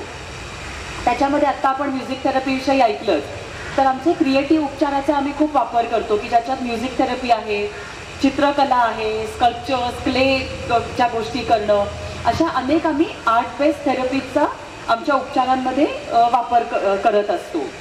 तर असे जे काही उपचार आहेत ते स्टँडर्ड आहेत. किंवा अजून एक त्याच्यात ॲड करता येईल मला की आम्ही घरच्या लोकांना, कुटुंबियांना उपचारामध्ये सहभागी करून घेतो. प्रत्येकाच्या कुटुंबियाचं सुद्धा काउन्सिलिंग केलं जातं. तर हे जसं कॉमन एक स्ट्रक्चर आहे, त्याचबरोबर आम्ही प्रत्येक आमच्या रुग्णाला एक वैयक्तिक काउन्सिलर देतो. आम्ही एकूण 16 काउन्सिलर्स आहोत.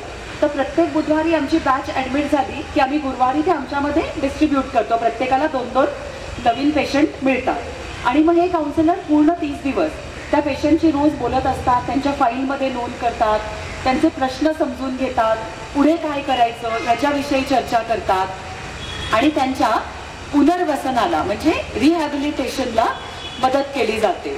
त्यांचे प्रश्न समजून कसं त्याच्यातून मार्ग काढता येईल.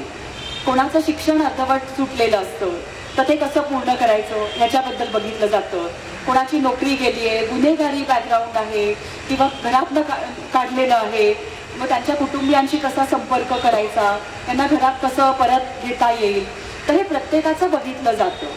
आमचे जवळजवळ 80% जे रुग्णमित्र असतात त्यांना 1 महिन्याचे उपचार पुरे होतात. कारण नंतर आम्ही त्यांना फॉलोअप आमच्याशी ठेवायला सांगतो. महाराष्ट्रात 24 ठिकाणी आमची फॉलोअप सेंटर्स आहेत. इथे मुंबईत सुद्धा ठाण्यात आणि माहीमला आमचे 2 फॉलोअप सेंटर्स आहेत आणि प्रत्येक मोठ्या गावात कोल्हापूर, सोलापूर, सांगली, बहुतेक सगळ्या मोठ्या गावांमध्ये आमची फॉलोअप सेंटर्स आहेत. मग घरी गेल्यानंतर हे जे आमचे रुग्णमित्र आहेत ते त्या फॉलोअप सेंटरवर काउन्सिलिंगसाठी जातात. म्हणजे नंतर येणाऱ्या ज्या अडचणी असतील त्या डिस्चार्ज नंतर पण त्यांच्याशी बोललं जातं. काही त्यांना औषधं दिली जातात, ती पण त्यांना नंतर घ्यायची असतात. पण साधारण 20% जे रुग्ण असतात त्यांना 30 दिवसाचे उपचार पुरेसे नसतात. मग त्यांना आम्ही लॉंग टर्म अजून थोडे दिवस राहा असं आम्ही त्यांना रेकमेंड करतो किंवा तेच आपण म्हणतात की मला अजून दिवस राहायचंय. मग आमच्याकडे हाफ वे होमची सुविधा आहे. तिथे मुक्तांगणमध्ये राहून बाहेर जाऊन कॉलेज अटेंड करू शकतात किंवा नोकरी करू शकतात आणि परत ते रात्री झोपायला परत येऊ शकतात. तर असे वेगवेगळ्या प्रकारे त्यांच्या गरजेनुसार त्यांना पुनर्वसनासाठी मदत केली जाते. एवढं तुम्ही तळमळीने त्यांना व्यसनातनं बाहेर काढतात, 30 दिवसांचे उपचार देतात. पण कधी कधी असं होत असेल ना की बाहेर गेल्यानंतर पुन्हा एकदा तो माणूस व्यसनाला बळी पडतो, म्हणजे ज्याला रिलॅप्स म्हणतात. तर असं रुग्णांचं प्रमाण किती असतं आणि मग ते पुन्हा तुमच्याकडे उपचारांसाठी येतात का? साधारणपणे 70% रुग्ण हे पहिल्या ॲडमिशन नंतर व्यसनमुक्त राहतात. पण 30% लोक मात्र पुन्हा व्यसनाकडे वळू शकतात. आधी मी तुम्हाला माझा अनुभव सांगते की याची कारणं आणि हे लक्षात येण्यासाठी. काही वर्षापूर्वी म्हणजे मला वाटतं 98 साली भारत सरकारने मला फ्रान्सला पाठवलं होतं. फ्रान्समध्ये जी व्यसनमुक्ती केंद्र आहेत त्यांचा अभ्यास करण्यासाठी. फ्रान्समध्ये मी खूप केंद्र बघितली, मग एका केंद्रात इंटर्नशिप पण केली. तिथे मी नेहमी असं बघायचे की ती सगळ्या केंद्रांच्या ज्या सुविधा होत्या त्या मुक्तांगणपेक्षा खूप चांगल्या प्रकारच्या होत्या. सगळ्या रुग्णांना स्पेशल रूम होती, air condition room with attach toilet. मुक्तांगणमध्ये वॉर्ड असतात, सगळ्यांना एकत्र वॉर्डमध्ये राहायला लागतं. फ्रान्समध्ये मी बघितलं की त्यांना अशी कुठली कामं वगैरे करायला लागत नव्हती, लॉन्ड्री विंड्री सगळं त्यांचं व्हायचं. मुक्तांगणमध्ये स्वावलंबन, स्वतःचे कपडे स्वतः धुवायचे असतात, ताट जे असतं ते स्वतः धुवायचं. रोज त्यांना ड्युटीज लावल्या जातात की प्रत्येकाला काही ना काहीतरी वॉर्ड साफ करणं, जेवण वाढणं, किचनमध्ये भाज्या कापणं, असं काही ना काहीतरी काम असतं. फ्रान्समधल्या रुग्णांना अशी काही कामं नव्हती.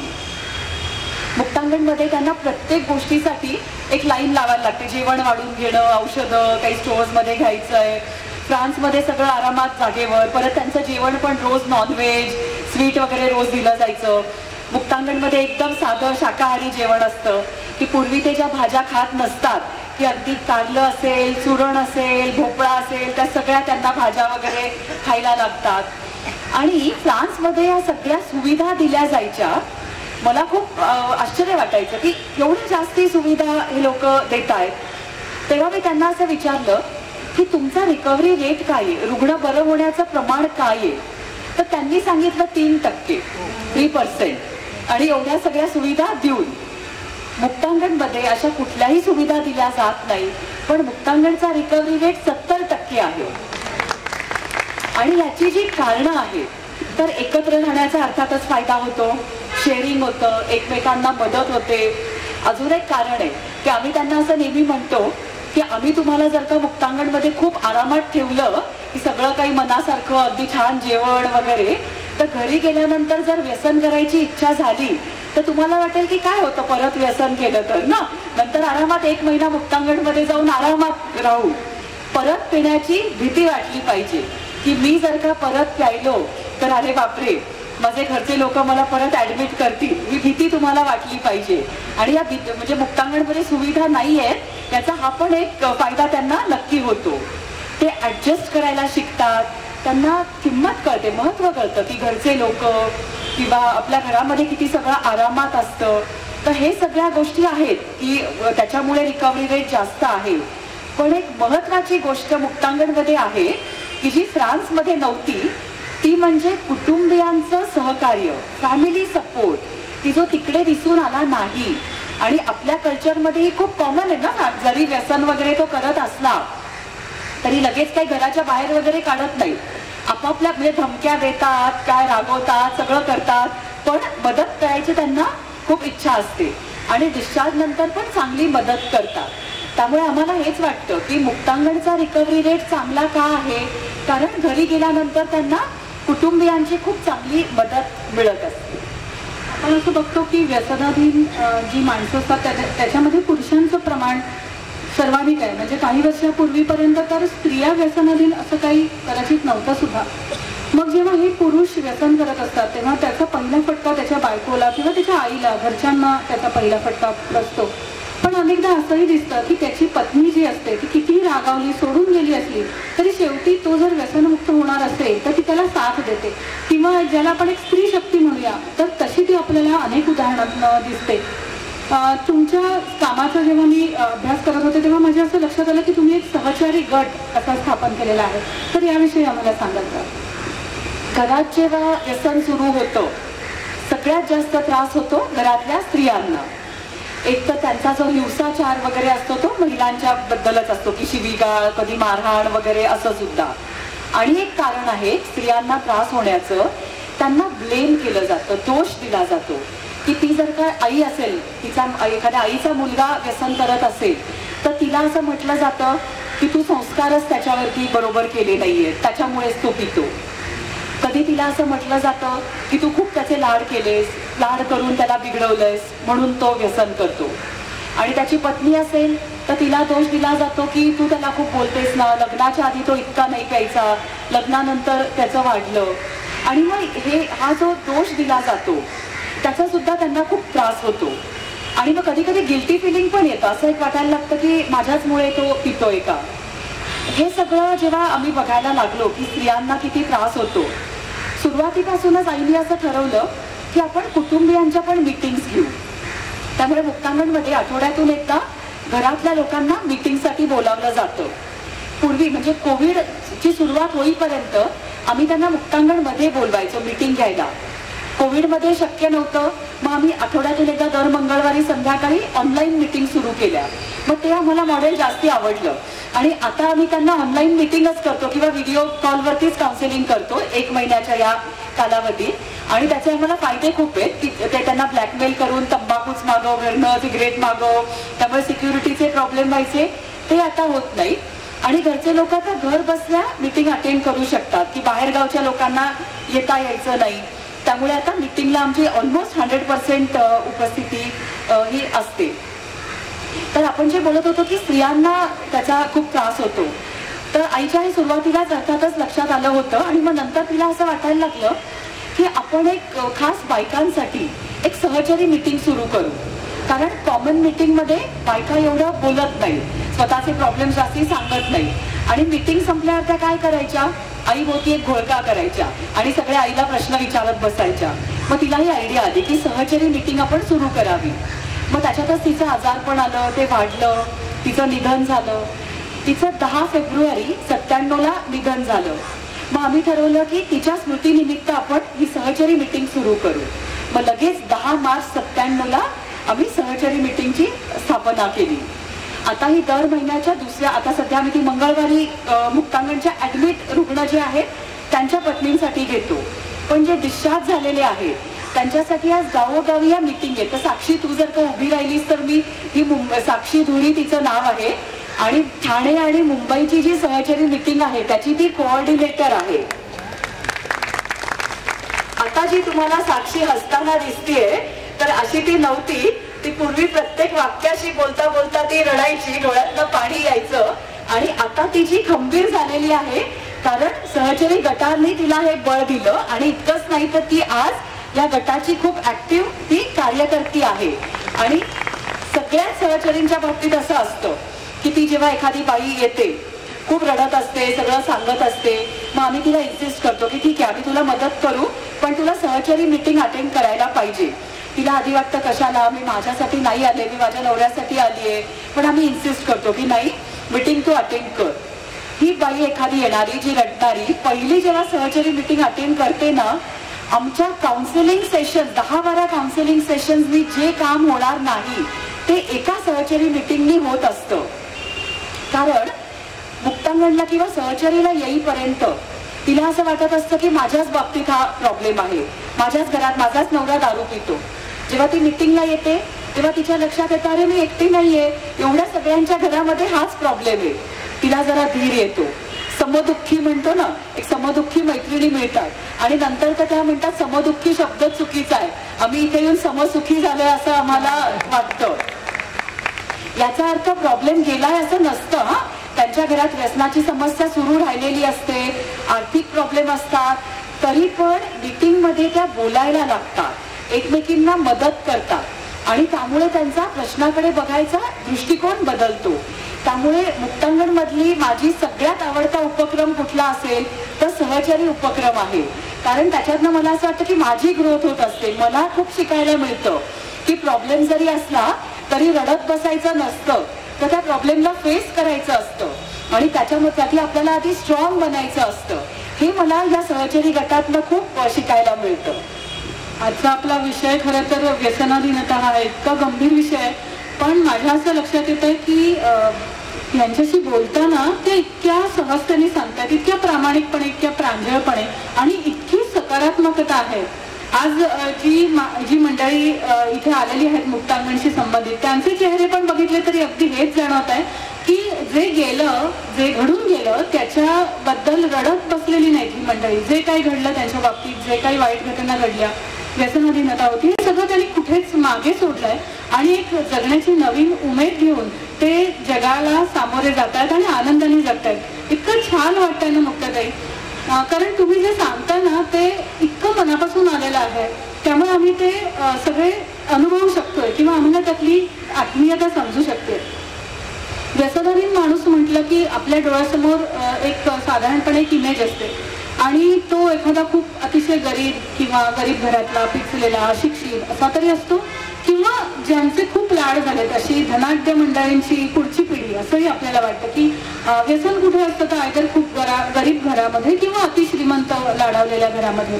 तर हे खरंच असं आहे का, नक्की कोणकोणत्या थरामध्ये हे व्यसनांचं प्रमाण पसरलेलं आहे? व्यसनाचं प्रमाण सर्व स्तरांमध्ये पसरलंय. व्यसन काहीच बघत नाही, स्त्री पुरुष बघत नाही, आता स्त्रियांमध्ये पुरुषांमध्ये पण आहे, वय बघत नाही. अलीकडे तर आमच्याकडे 13-14 वर्षाची मुलं सुद्धा आता यायला लागलेली आहेत. हा वयोगट आता खूप कमी व्हायला लागलाय. आर्थिक स्तर पण आपण सगळेच बघतो की श्रीमंतांची पण मुलं किंवा श्रीमंत लोक पण असतात, मध्यमवर्गीय असतात, गरीब सुद्धा असतात. त्यामुळे सर्वच वयोगट असतील, आर्थिक स्तर असतील, या सगळ्यामध्येच आपण आता बघतो की व्यसनाचं प्रमाण खूप वाढायला लागलंय. ह्याच्यात मी 2-3 गोष्टी नमूद करते की सध्या आम्हाला काय नेमका व्यसनाधीनतेचा जो प्रश्न आहे त्याच्या बाबतीत काय महत्वाच्या गोष्टी जाणवत आहेत. तर पहिली महत्वाची गोष्ट की व्यसनाचा जो वयोगट आहे तो आता कमी व्हायला लागलाय. की पूर्वी जे साधारण 30च्या पुढे लोक व्यसन करत असायचे, आता मी म्हटलं तसं की 14-15 वर्षाची सुद्धा मुलं आहेत. म्हणजे एक महत्वाची गोष्ट की वयोगट कमी व्हायला लागलाय. ही खूप धोकादायक गोष्ट आहे, कारण या मुलांचं मग शिक्षण, करिअर, आरोग्य या सगळ्यावरतीच त्याचा परिणाम होत असतो. दुसरी गोष्ट की मी मगाशी म्हटलं तसं की जे पुरुषांच्या बाबतीत होतं व्यसन, आता महिलांमध्ये पण कॉमन व्हायला लागलंय. तिसरी गोष्ट, व्यसन आपण म्हणायचो की फक्त अंमली पदार्थांचं आहे, आता आपण ते बघतो की वर्तनात्मक व्यसन पण आहे. स्क्रीनच्या रूपाने एक खूप मोठं व्यसन आता पसरायला लागलेलं आहे. आता तंबाखूयुक्त पदार्थांचं व्यसन खूप जास्ती वेगाने वाढतंय. लोक त्याला कमी व्यसन समजतात, छोटं व्यसन समजतात, कारण ते स्वस्त आहे, कुठेही मिळतं, कायदेशीर आहे. पण ते सगळ्यात खरं तर भयानक व्यसन आहे. आरोग्याचे खूप प्रश्न आणि कॅन्सर कधी ना कधीतरी, स्लो पॉइझनिंग त्याच्यामुळे होतं. आणखीन एक महत्वाचं मला ह्याच्यात एक ऑब्झर्वेशन आमचं आहे, वीड ज्याला मुलं म्हणतात, गांजा, कॅनाबिस, ह्याचं व्यसन आता खूप जास्ती वाढायला लागलंय यंगस्टर्समध्ये, कॉलेजमधल्या मुलांमध्ये खूप वाढायला लागलंय. आणि मुलं जेव्हा आमच्याकडे येतात किंवा आम्ही कॉलेजमध्ये वगैरे गांजा घेऊ नका वगैरे, ह्याच्याविषयी ओढू नका हे जेव्हा सांगत असतो, त्यांचं आर्ग्युमेंट काय असतं, अमेरिकेतल्या काही राज्यांमध्ये किंवा युरोपमधल्या काही देशांमध्ये गांजा लिगल आहे, कायदेशीर आहे, काही हरकत नाही म्हणजे घ्यायला. आपल्याकडे आपल्या देशात तो बेकायदेशीर आहे. तर याचा अर्थ काही हरकत नाहीये तो घ्यायला ना, ज्या अर्थी त्यांनी कायदेशीर आहे त्या अर्थी काही प्रॉब्लेम नसणार. तर हे एक आर्ग्युमेंट असतं त्यांचं. दुसरं आर्ग्युमेंट त्यांचं असतं की गांजा कधी मधी घेतला तर चालतो, त्याचं व्यसनामध्ये रूपांतर होत नाही.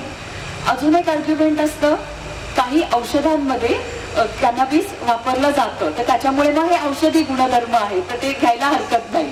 पण अर्थातच आम्ही बघतो की म्हणजे काही औषधांमध्ये ते वापरतात पण गांजा नाही ना सरसकट घ्यायला सांगत, त्यातले काही एक्स्ट्रॅक्ट वापरले जातात. परत त्यांना जे वाटतं की त्याचं व्यसनात रूपांतर होत नाही तर अगदी होतं, भयानक पद्धतीने होतं. कॅनॅबिस इंड्यूस सायकोसिस ज्याला म्हणतात, की वेड लागणं, थोडक्यात सांगायचं तर की भास होणं किंवा माझ्याबद्दल कोणीतरी काहीतरी कारस्थान करतंय असं डिल्युजन्स वगैरे होणं, पॅरानोइया वगैरे शब्द ऐकला असेल ना, की असं त्यांना पॅरानॉइड वाटत असतं. तर हे मानसिक गुलामगिरी गांजाची खूप भयानक आहे. मानसिक परिणाम, मेमरी लॉस त्याच्यामुळे होणारा खूप जास्त आहे, चिडचिड, अग्रेसिव्हनेस. त्यामुळे गांजाचं पण व्यसन वाढतंय आणि त्या बाबतीत पण जनजागृती होणं खूप महत्वाचं आहे. बापरे, हे खूप भयानक आहे. म्हणजे एकीकडे दारूचं व्यसन किंवा ड्रग्सचं व्यसन असं आपण नेहमी ऐकतो, पण आता तुम्ही जे सांगताय गांजाचं व्यसन किंवा कॉलेजमधल्या मुलांमध्ये पण हे पसरत चाललंय, तर ही परिस्थिती भयावह आहे.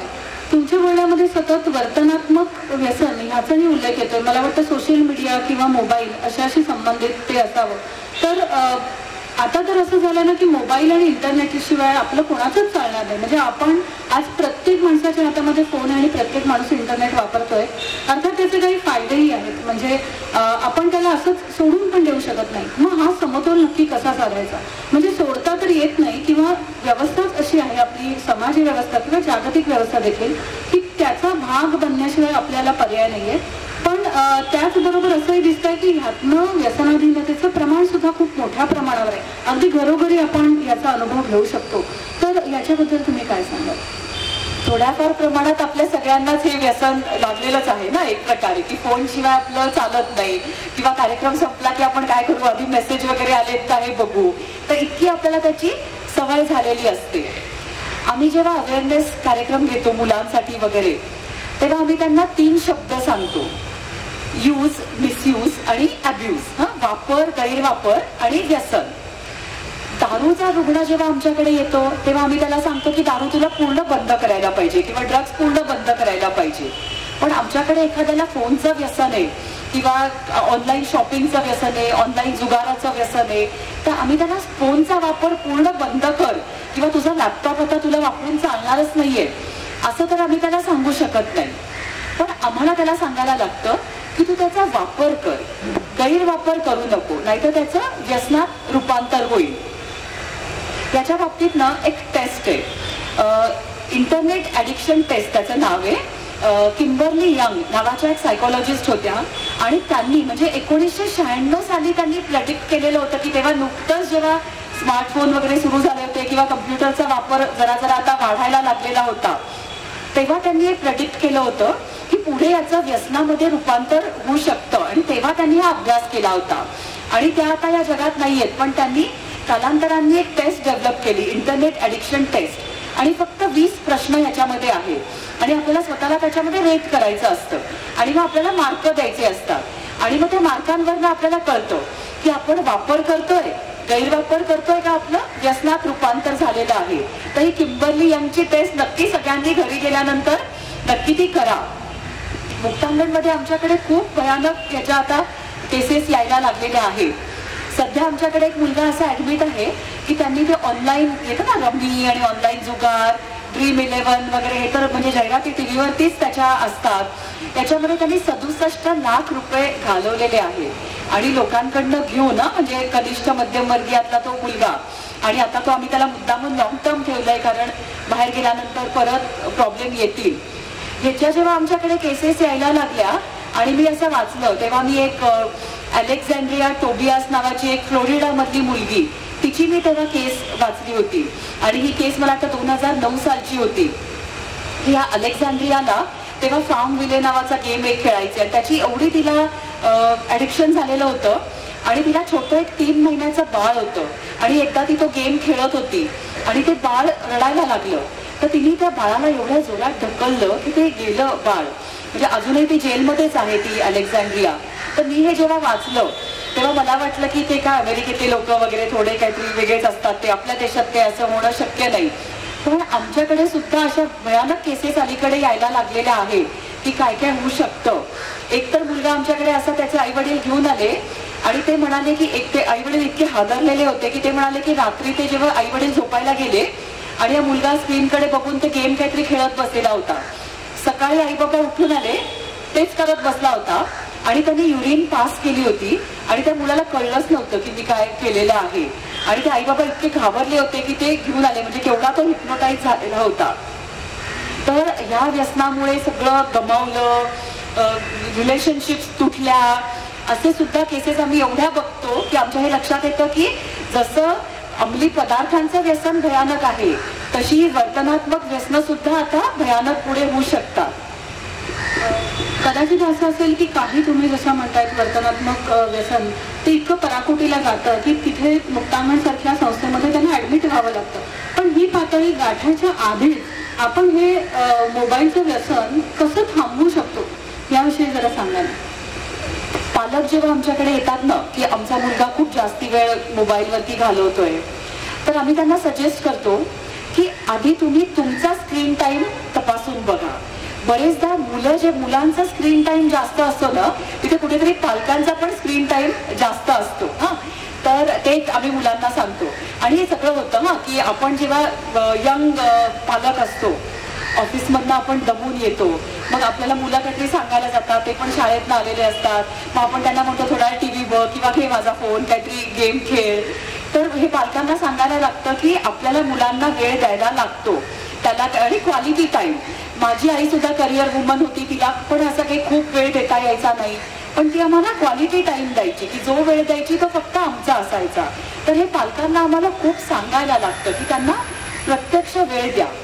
आपण काय करतो की मुलं जेवत नाही, छोटी बाळं, मग त्यांना भरवायला आपण फोनवरती काहीतरी लावतो, गाणी वगैरे लावतो किंवा काहीतरी गेम लावतो, टीव्हीवरती कार्टून्स लावतो आणि मग आपण मुलांना भरवत राहतो. मग त्या बाळाला कळतच नाही की ते किती खातंय आणि अंगी लागत नाही ना आणि मग नंतर ते उलटून पडतं किंवा ओबेसिटीचा प्रॉब्लेम आजकाल, वजन अति वाढण्याचा प्रॉब्लेम आजकाल मुलांमध्ये वाढायला लागलेला आहे. लहान मुलांनी तर हे करणं अजून धोकादायक आहे की त्यांच्या मेंदूची वाढ होत असते, डोळ्यांची वाढ होत असते आणि त्याच्यामध्येच हे सगळं स्क्रीन वगैरे त्यांच्या पुढे आलं की अजूनच त्यांच्या टोकाचे त्याचे दुष्परिणाम होऊ शकतात. त्यामुळे काऊचिवच्या गोष्टींना पर्याय नाही हे तर आम्ही सांगतो. परत एक सांगायला लागतं की घरामध्ये आपण स्क्रीन वापराचे नियम करायचे आणि हे नियम सगळ्यांना कॉमन, म्हणजे जसं मुलांनी हे नियम पाळायचे पालकांनी सुद्धा हे नियम पाळायचे. कारण कधी कधी आम्ही एकत्र सेशन घेत असतो पालक आणि मुलांचं, मग आम्ही त्यांना सांगतो की असा एक नियम तुम्ही करू शकता की संध्याकाळी हे काही करायचं नाही, मोकळ्या हवेत फिरायला जायचं, मुलांनी खाली खेळायला जायचं. तर लगेच मुलं काहीतरी सांगतात की मुलं म्हणतात की आमची आई सिरियल तेव्हा बघत असते किंवा बाबा ऑफिसमधनं आला की लगेच लॅपटॉप उघडून बसतो, मग आम्ही का खाली खेळायला जायचं, त्यांना पण तुम्ही सांगा. तर हे आवर्जून सांगायला लागतं. पालकांसाठी ना माझं एक खूप आवडतं वाक्य आहे, आपल्याला जे वाटतं की जे आपल्या मुलांनी करावं ते आधी आपल्याला पालक म्हणून करायला लागतं, तरच ते आपली मुलं करतात. आपल्याला जर का वाटतंय ना मुलांनी व्यायाम करावा तर आधी आपल्याला तो करायला लागतो. आपल्याला जर का वाटतंय ना मुलांचा स्क्रीन टाइम त्यांनी कमी करावा तर आपल्याला पण तो कमी करायला लागतो.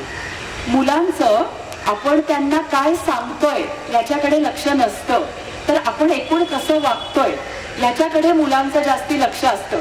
काही काही मुलं आम्हाला सांगतात ना की पालक लेक्चर देत असतात पण आम्हाला नुसतं चाव चाव चाव चाव असंच ऐकू येत असतं, काय ते कंटेंट आम्हाला काही ऐकू येत नसतात. मुलांकडे ती शक्ती असते, आपण डोळे बंद करतो तसे कान बंद करून घेण्याची. आपल्याला वाटतं की आपण लेक्चर देतोय त्याचा उपयोग होईल, तर आपल्याला ते तसं वागायला लागतं. आपल्याला आपला स्क्रीन टाइम कमी करायला लागतो. मी 2-3 नियमांचं तुम्हाला फक्त उदाहरणं देते. एक आम्ही त्यांना सांगतो की जेवताना अजिबात नाही, जेवताना टीव्ही नाही, फोन नाही, गप्पा मारत जेवायचं. रात्री एक वेळ ठरवायची की समजा 9 वाजता ठरवलं तर 9 नंतर कोणीच स्क्रीन बघायचा नाही. कारण आपण प्रकाशाच्या सोर्सकडे जेव्हा बघत असतो ना तेव्हा आपल्या मेंदूला सूचना गेलेली नसते की आता अंधार झालाय, आता रात्र झालीये, आता झोपा. त्यामुळे लोकांना आजकाल निद्रानाशाचे प्रॉब्लेम वगैरे वाढत आहेत. त्यामुळे 9 वगैरे अशी एक वेळ ठरवून घ्यायची, त्याच्यानंतर कोणीच स्क्रीनचा वापर करायचा नाही. आणि मग ह्या नियमामुळे काय होतं, गप्पा होतात, वाचन होतं, बोर्ड गेम्स वगैरे अशा काही गोष्टी करतात, म्हणजे संवाद घरातल्या लोकांचा वाढतो. अजून एक नियम सांगायला लागतो, तुम्हाला हसू येईल पण आम्हाला सांगायला लागतं की बाथरूम मध्ये फोन न्यायचा नाही. लोक आजकाल बाथरूम मध्ये सुद्धा चालत नाही त्यांना फोन शिवाय. त्याच्यामुळे मग तो महागडा फोन पाण्यात पडणं, बिघडणं, त्याच्यावरनं पालक आणि मुलांची भांडणं ते आम्हाला सोडवायला लागतात काउन्सिलिंग मध्ये. तर असे बरेच आम्ही त्यांना नियम घालून देतो. अजून एक नियम सांगायला लागतो की आपण जिथे झोपतो शेजारी फोन ठेवून झोपायचं नाही. एक तर त्याच्यातनं रेडिएशन्स पण होत असतात, आपल्याला ते माहिती नसतं, ती पण आपल्यासाठी घातक असतात. आणि दुसरं काय होतं, मध्यरात्री वगैरे जाग आली ना, इनव्हेरिएबली असं होतं की आपण मेसेज आलाय का ते चेक करतो आणि बघा झोपलेला असतो आणि पटकन प्रकाशाच्या सोर्सकडे बघतो. ते डोळ्यांना आणि मेंदूला दोन्हीसाठी ते घातक असतं. अजून एक काय होतं, जर का आपण सगळेच अलीकडे गजर फोनवर लावतो, शेजारी असलं की तो बंद करून झोपायची टेंडन्सी जास्ती असते ना, लांब बसलो की लांब जाऊन बंद करायला लागतो, त्यामुळे आपण परत तो झोपत नाही. तर असे खूप नियम आम्ही सजेस्ट करतो. आणि सगळं घर जेव्हा हे नियमांचं पालन करायला लागतं तेव्हा खरंच खूप फरक पडतो. संवादामध्ये, ह्या ॲडिक्शनमध्ये खूप छान बदल होताना दिसतात. मुक्ताताई, तुम्ही हे जे सांगताय ते अगदी पटण्यासारखं आहे, पण कठीण आहे हो हे सगळं करायला. म्हणजे असं होतं की हल्ली घरी येण्याची वेळच पुढे पुढे गेली आहे. म्हणजे घरातले आई वडील ऑफिसमधून येणारी असू देत किंवा कॉलेजची मंडळी असतात, त्यांच्या नंतरच्या काहीतरी ऍक्टिव्हिटीज असतात. सो लवकर जेवणं, एकत्र जेवणं, स्क्रीन टाइम न करता जेवणं, हे सगळं खूप कठीण आहे. आणि तुम्ही आता नियमांचा उल्लेख केला तर अशामुळे मग घरात भांडणं पण होतात. आणि मी असं ऐकलं की तुमच्याकडे तर भांडणाचे पण नियम आहेत. ते काय नियम आहेत? आमच्याकडे खूप नियम असतात मुक्तांगणमध्ये, घरी. आणि हे भांडणाचे नियम ही माझ्या आईची कल्पना होती. तेव्हा असं झालं होतं की आमच्या ज्या सहजीवन मीटिंग असतात पती पत्नींसाठी, मॅरिटल काउन्सिलिंगच्या, वैवाहिक काउन्सिलिंगसाठी मीटिंग्स असतात. तर एका मुक्तांगणच्याच मित्रांनी असा प्रश्न विचारला की तो म्हणाला की आता मी डिस्चार्ज घेऊन बरेच महिने झाले पण मी आणि माझी बायको आमच्यातली भांडणं तशीच सुरू आहे, तर ही भांडणं आम्ही कशी बंद करू? तिथे त्याला आईने हे सांगितलं की भांडणं बंद नाही तुम्हाला करता येणार. प्रत्येक घरामध्ये किंवा प्रत्येक नात्यामध्ये भांडणं तर असणारच, पण ती आपल्याला कमी करता येतात. आणि त्यासाठी आपण काही नियम स्वतःला घालून घेऊ शकतो. तेव्हा तिने त्यालाच विचारलं, त्या रुग्णाला, की एखादं तुमच्या भांडणाचं मला उदाहरण सांग. तो म्हणाला की याच आठवड्यात आमचं भांडण झालं की माझ्या बायकोला माहितीये की एक कुठली तरी भाजी मला बिलकुल आवडत नाही, पण तीच तिने भाजी केली आणि लागोपाठ 2दा तिने ती भाजी केली. त्यामुळे मला खूप वैताग आला आणि मग मी तिला काहीतरी बोललो, मग आमचं भांडण झालं. मग आईने थोडं समजून घेतलं की भांडण कसं कसं ते वाढत गेलं. मग आधी तो भाजीवरनं बोलला, मग तिने त्याला काहीतरी उत्तर दिलं, मग असं करत करत ना खूप विषय बदलत गेले. आणि मग ते विषय इतक्या टोकाला गेले की तो तिच्या माहेरची माणसं कशी आहेत, मग ही त्याच्या घरची माणसं कशी आहेत, मग लग्नातच कसं झालं होतं आणि लग्नाला खूप वर्ष झाली होती. असं करत करत ते भांडण टोकाला गेलं. तेव्हा आईने त्यांना भांडणाचा पहिला नियम सांगितला, भांडणाचा विषय बदलायचा नाही. ज्या कारणावरनं तुम्ही भांडताय त्याच विषयावरती भांडायचं. आणि मग बघा भांडण टोकाला जाणारच नाही ना, काय बोलणार? भाजी आवडली नाही 4 वेळा रिपीट करा हे, पण त्याच्याशिवाय काय बोलणार ना, तिथेच मग ते भांडण आपलं थांबून जातं. दुसरा नियम तिने सांगितला की भांडणाला एक टाइम लिमिट पाहिजे, की अर्धा तास. काही काही घरांमध्ये ना एक दिवस ते चालू राहतं, मग नंतर 4 दिवस अबोला, मग तोच सगळा मूड. अर्धा तास झाला की एकमेकांना आठवण करून द्यायची की झालाय अर्धा तास, बस आता सगळं नॉर्मलला. आणि विषय नाही बदलला ना तर अर्धा तास पण खूप जास्ती, ऍक्च्युली 15-20 मिनिटं बास होतात. अजून एक नियम असा होता की दुसऱ्या लोकांसमोर भांडायचं नाही. समजा बाहेरची लोक आली आहेत आणि त्यांच्यासमोर बायकोला किंवा बायकोनी नवऱ्याला काही बोलायचं नाही, ते दोघं एकटेच असताना बोलायचं. आणि महत्वाचं, मुलांसमोर भांडायचं नाही. मुलं खूप असुरक्षित होतात, इन्सिक्युअर वाटतं मुलांना, त्यामुळे मुलांसमोर भांडायचं नाही. आणि अपमान पण वाटतो ना दुसऱ्यासमोर जेव्हा बोललं जातं. आणखीन एक नियम होता की लेबल लावायचं नाही, की तू ना चिडखोरच आहेस, तू नेहमीच असं करतोस किंवा असं करतं, असं नाही बोलायचं. त्यावेळेच्या वागण्याविषयी बोलायचं की आज तू हे जे वागलीस ते मला आवडलं नाही. किंवा जी गोष्ट आपल्याला आरडाओरडा करून सांगायची आहे ती आपण शांतपणे पण सांगू शकतो ना, की मला तुझं हे वागणं आवडलं नाही, हे शांतपणे सांगता येण्यासारखं आहे. त्यामुळे भावनामध्ये न आणता रागाची शांतपणे सांगायचंय आणि त्याच्यामुळे त्या व्यक्तीपर्यंत आपलं म्हणणं चांगल्या पद्धतीने आपण पोचवू शकतो. तर असे खूप भांडणाचे नियम आहेत, नंतर अजून ते वाढत पण गेले. मुक्ताताई, तुमच्या घरातही हे भांडणाचे नियम लागू आहेत का? आज इकडे आशिष पुणतांबेकर पण येऊन बसले आहेत, तर तुम्ही पण तुमच्या घरी हे भांडणाचे नियम लागू आहेत का? हो, ते लागू आहे. आणि कधी कधी मी जर का एखादा नियम पाळला नाही तर माझी मुलं मला आवर्जून आठवण करून देतात की आई तू सोशल मीडियावर लिहित असतेस, भांडणात किंवा सांगत असतेस ठिकठिकाणी भाषणात वगैरे, आणि तू आता अमुक एक नियम पाळत नाहीयेस वगैरे. त्यामुळे मला पण जास्ती जरा जागरूक राहायला लागतं. हल्लीची मुलं खूप स्मार्ट आहेत, त्यांच्यापासून म्हणजे आपली, तुम्ही जसं मगाशी म्हणालात, संगोपन किंवा पालकत्वही आता इतकं चॅलेंजिंग झालेलं आहे. कारण त्यांचं एक तर त्यांना एक्सपोजर खूप कमी आहे, खूप जास्ती आहे. त्यांचा स्वाभिमान किंवा स्वतःबद्दलची प्रतिमा त्यांची एवढी हाय आहे की ती बरोबर आपल्याला पकडतात जर आपण चुकलो तर. भांडणाचे नियम सांगितले तसं मी तुमच्याविषयी तुमच्या मुलाखतीमध्ये असं ऐकलं होतं की तुमच्याकडे एक छानसा मंत्र पण आहे, म्हणजे कुठच्याही कठीण परिस्थितीला कसं सामोरं जायचं याचा तो काय मंत्र आहे? खूप जणांना तर खरं माहिती असेल, पण मी सांगते. तो माझ्या आईबाबांचा तो मंत्र होता आणि दोघंही प्रचंड सकारात्मक विचार करायचे. तर त्या मंत्राची सुरुवात कशी झाली तर मी कॉलेजमध्ये होते, मी आणि माझी बहीण, आणि एकदा आम्ही ठरवलं की आपण पिकनिकला जाऊया. सिंहगडला जायचा आमचा प्लॅन होता आणि खूप छान पावसाळी दिवस होते आणि सिंहगडला पावसाळ्यात खूप छान वातावरण असतं. आम्ही घरातनं निघालो, आमच्या गेटमधनं गाडी बाहेर काढली आणि थोडंसं पुढे गेलो होतो. गाडीला काहीतरी प्रॉब्लेम झाला आणि गाडी बंद पडली. आणि असा काहीतरी प्रॉब्लेम होता की तेव्हा ठीक होण्यासारखा नव्हता. मग आमच्या हातात काय होतं की गाडीला धक्का मारून गाडीला बाजूला पार्क करायची, चालत घरी जायचं. ही जुनी गोष्ट आहे, मोबाईल पण नव्हते तेव्हा. आणि मग घरी जाऊन गॅरेजला फोन करायचा, म्हणजे आमची थोडक्यात पिकनिक कॅन्सल. जेव्हा असं काही मनाविरुद्ध होतं तेव्हा बघा आपली किती चिडचिड होते, आपण एकदम निराश होतो आपण, किंवा आपण एकमेकांना दोष देतो, नशिबाला दोष देतो आणि मग पूर्ण दिवस आपला मूड खराब होतो. आमच्या बरोबर आई बाबा असल्यामुळे त्यांनी कसा विचार केला. माझी आई लगेच म्हणाली, तरी बरं घराच्या जवळच गाडी बंद पडली, सिंहगडला जाऊन बंद पडली असती तर काय केलं असतं.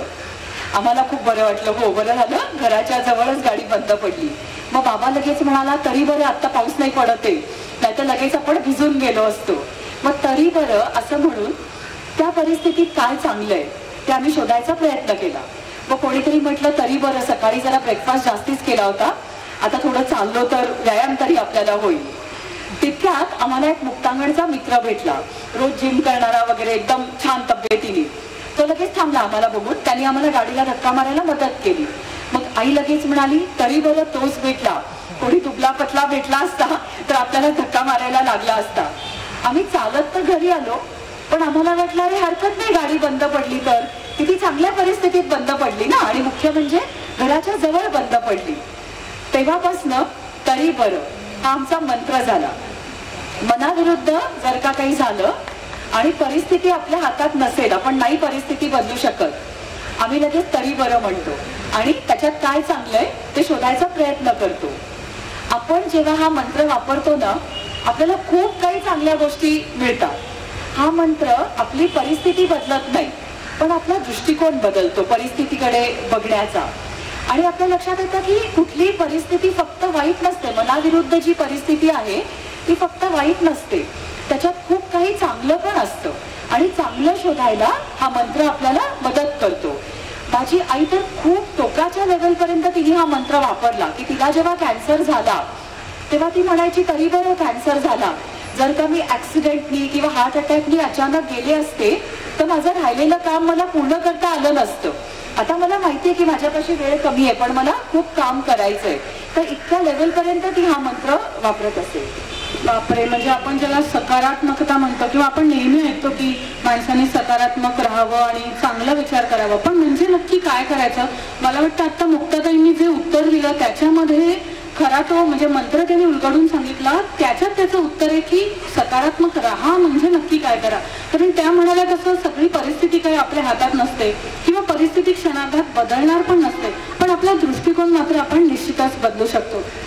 तुमच्या आईवडिलांचा उल्लेख तुम्ही आता केला, तुमचं बालपण पण खूप वेगळं होतं. थोडंसं त्याच्याविषयी सांगा ना. म्हणजे तुमचं लहानपण जे होतं, तुम्ही आणि तुमची बहीण यशोदा, मी असं वाचलंय की तुम्ही म्युन्सिपाल्टीच्या शाळेत जात होतात. म्हणजे एकतर मला गमतीशीर प्रसंग असा वाचल्याचा आठवतो, तुमची जी भाषा होती ती अशी इतकी गमतीशीर झाली की त्या मित्रमैत्रिणींमध्ये राहून की पेन्सिल असेल तर तुम्ही म्हणायचात की बाबा मला 2 पेन्सिली दे, एक खायला आणि एक लिवायला. आता 2 डॉक्टरांच्या म्हणजे डॉक्टर सुनंदा अवचट आणि डॉक्टर अनिल अवचट अशा डॉक्टर जोडींची म्हणजे जोडी असलेल्यांची ही मुलं आणि म्युन्सिपाल्टीच्या शाळेत जातात, अशा प्रकारची भाषा वापरतात, वडिलांना अरे तुरे करतात. हे बाबा म्हणणं आता खूप कॉमन झालंय, पण मला वाटतं तेव्हा ते तितकं कॉमन नसेल. असं खूप वेगळं सगळ्यांपेक्षा अनोखं असं तुमचं बालपण होतं, त्याविषयी थोडं सांगाल का? बालपणातली ही सगळ्यात महत्वाची गोष्ट की आम्हाला दोघींना महानगरपालिकेच्या शाळेत आईबाबांनी घातलं. त्यांचा विचार असा होता की एकतर चालत जाण्याच्या अंतरावरची शाळा पाहिजे आणि दुसरा महत्वाचा की आपल्या देशातले लोक कसे राहतात हे आम्हाला लहानपणापासून कळलं पाहिजे. त्यामुळे आमचं दोघींचंही जे आणि मराठी माध्यमार्थातच की आमचं दोघींचंही जे प्राथमिक शिक्षण आहे ते महानगरपालिकेच्या शाळेमध्ये झालं. बाबाला ए बाबा म्हणणं हे पण आमच्याकडचं एक वेगळं होतं. आणखीन एक वेगळे पण की आमच्याकडे आई पैसे कमवायची म्हणजे तिचं करिअर असायचं आणि बाबा आम्हाला जास्ती घरामध्ये असायचा. तर हे जे रोल्स होते, भूमिका होत्या आई बाबांच्या, त्या पण आमच्याकडे खूप वेगळ्या होत्या. अजून एक आमच्या घरातलं होतं की सगळे जण समान आहेत. म्हणजे असं नाही की आई बाबा आमच्यावरती काही लादू शकतात. जी घरातली जी निर्णय असायचे ते सगळ्यांनी मिळून घेतले जायचे. जर का एखादी गोष्ट खरेदी करायची आहे तर आर्थिक आपल्याला आत्ता जमतंय का नाही हे आई बाबा आम्हाला खूप मोकळेपणाने सांगायचे. असं अतिशय मोकळं वातावरण होतं. आमचे कपडे आई शिवायची, मग ती ते पुस्तकं बघायची, त्याच्यातलं आम्ही ते सिलेक्ट करायचो, मग ते कापड आणायचं, ती शिवायची. आणि ही सगळी एक प्रोसेस असते ना की मुलांना सहभागी करून घेण्याची, तर ती खूप छान असायची. कामं पण असं होतं की हे आईचं काम हे बाबाचं काम असं काही नाही, बाबा पण स्वयंपाक करायचा. तर हे आम्ही लहानपणापासून बघत गेलो. म्हणजे आत्ता आपण ते सगळं ऐकतो की जेंडर आणि जेंडर सेन्सिटिव्हिटी, जनरल न्यूट्रल पाहिजे वगैरे, आणि आईबाबांनी तर कधी हे शब्द पण मला वाटत नाही की तेव्हा काही कॉमन होते आणि त्यांनी ते ऐकले असतील. ते तेव्हा हे सगळं करत होते आणि ते आम्ही लहानपणापासून बघत होतो. म्हणजे आपण आता जे शब्द वापरत होते ते खरं म्हणजे त्यांनी ते जगले आहेत. आणि जेव्हा आई वडिलांचा दृष्टिकोन इतका विशाल असतो किंवा इतका पॉझिटिव्ह असतो तर त्याचा परिणाम, चांगला परिणाम अर्थातच मुलांवर होतोच. आणि त्याचंच मला वाटतं मुक्ताताई हे एक उदाहरण आहे. मला अजून एक असं व्यसनमुक्तीच्या बाबतीत विचारायचं होतं की ही गरज कधीतरी संपेल किंवा व्यसनमुक्ती, मुक्तांगण व्यसनमुक्ती केंद्र बंद करायची वेळ येईल अशी यावी असं तेव्हा पुलं म्हणाले होते. पण आजची परिस्थिती इतकी भयावह आहे की त्याच्या जवळपास सुद्धा आपण पोहोचलेलो नाही आहोत. मुक्तांगण व्यसनमुक्ती केंद्र पुण्यात जसं आहे त्याच्याच धर्तीवर भारतभर अनेक अशा संस्था निघालेल्या आहेत किंवा तुम्ही त्याचं प्रशिक्षणही देता. तर याच्याविषयी सांगाल का? आणि याला जोडून तुमचं एक पंजाबमध्ये सुद्धा केंद्र आहे असं मी वाचलं होतं, त्याच्याविषयी सांगा. पु ल देशपांडेंनी उद्घाटन करताना आम्हाला या शुभेच्छा दिल्या होत्या ना की इतकं काम करा की मुक्तांगण व्यसनमुक्ती केंद्र बंद झालं पाहिजे आणि त्या जागी आपण एक सांस्कृतिक केंद्र निर्माण करू. तर केवढ्या मोठ्या शुभेच्छा होत्या. व्यसनमुक्त समाज निर्माण करण्याचं एक ध्येय तेव्हा पुलंनी आमच्या पुढे ठेवलं होतं आणि आई पुढे पण हेच ध्येय होतं, तिला पण हेच काम करायचं होतं. पण परिस्थिती आपल्याला माहितीच आहे की बदलत गेली. सध्या कुठल्याही प्रकारचं व्यसन करणं, दारू पिणं याला एक प्रतिष्ठा यायला लागली, एक ग्लॅमर यायला लागलंय. आपण कुठलेही चित्रपट वगैरे जेव्हा बघतो तेव्हा त्याच्यामध्ये आपण बघतो की दारू पिण्याची दृश्य दाखवली जातात. त्याच्यातून मुलांना हाच एक संदेश दिलेला असतो की तुम्हाला दुःख झालं तर तुम्ही दारू प्या, आणि आनंद झालाय तर सेलिब्रेट करण्यासाठी तुम्ही दारू प्या. आणि एकूणच आपण बघतोय की हा एक खूप मोठा सामाजिक प्रश्न निर्माण झालाय. खूप वेळा आमच्याकडे काही लोक येतात, ते आम्हाला म्हणतात की तुम्ही मुक्तांगणच्या ब्रँचेस सुरू करा. ते आम्हाला करायचं नाहीये. आमचं मुख्य जे मुक्तांगण आहे ते तेच आहे. बाकी जी आमची महाराष्ट्रात 24 ठिकाणी जी आहेत ती काउन्सिलिंग सेंटर्स आहेत, फक्त ती फॉलोअप सेंटर्स आहेत. जेव्हा असे लोक आम्हाला विचारतात, आम्ही त्यांना सांगतो की आम्ही तुम्हाला ट्रेनिंग देतो, सगळी मदत करतो, तुम्ही तुमच्या ठिकाणी अशी केंद्र सुरू करा. अनेकांनी अशी केंद्र सुरू केली, ती यशस्वीपणे ते चालवत आहेत. एक अतिशय चांगलं उदाहरण म्हणजे गडचिरोली मधलं डॉक्टर अभय बंग यांचं मुक्तिपथ नावाचं केंद्र. त्यांनी जेव्हा गडचिरोलीमध्ये दारूबंदीची मुवमेंट चालू केली तेव्हा तिकडे त्यांचा सुरुवातीचा दृष्टिकोन असा होता की दारू पिणाऱ्या माणसाला शिक्षा करा, बहिष्कृत करा. पण तेव्हाच अभय बंग, राणी बंग आणि माझ्या आईबाबांची ओळख झाली, पुढे मैत्री झाली.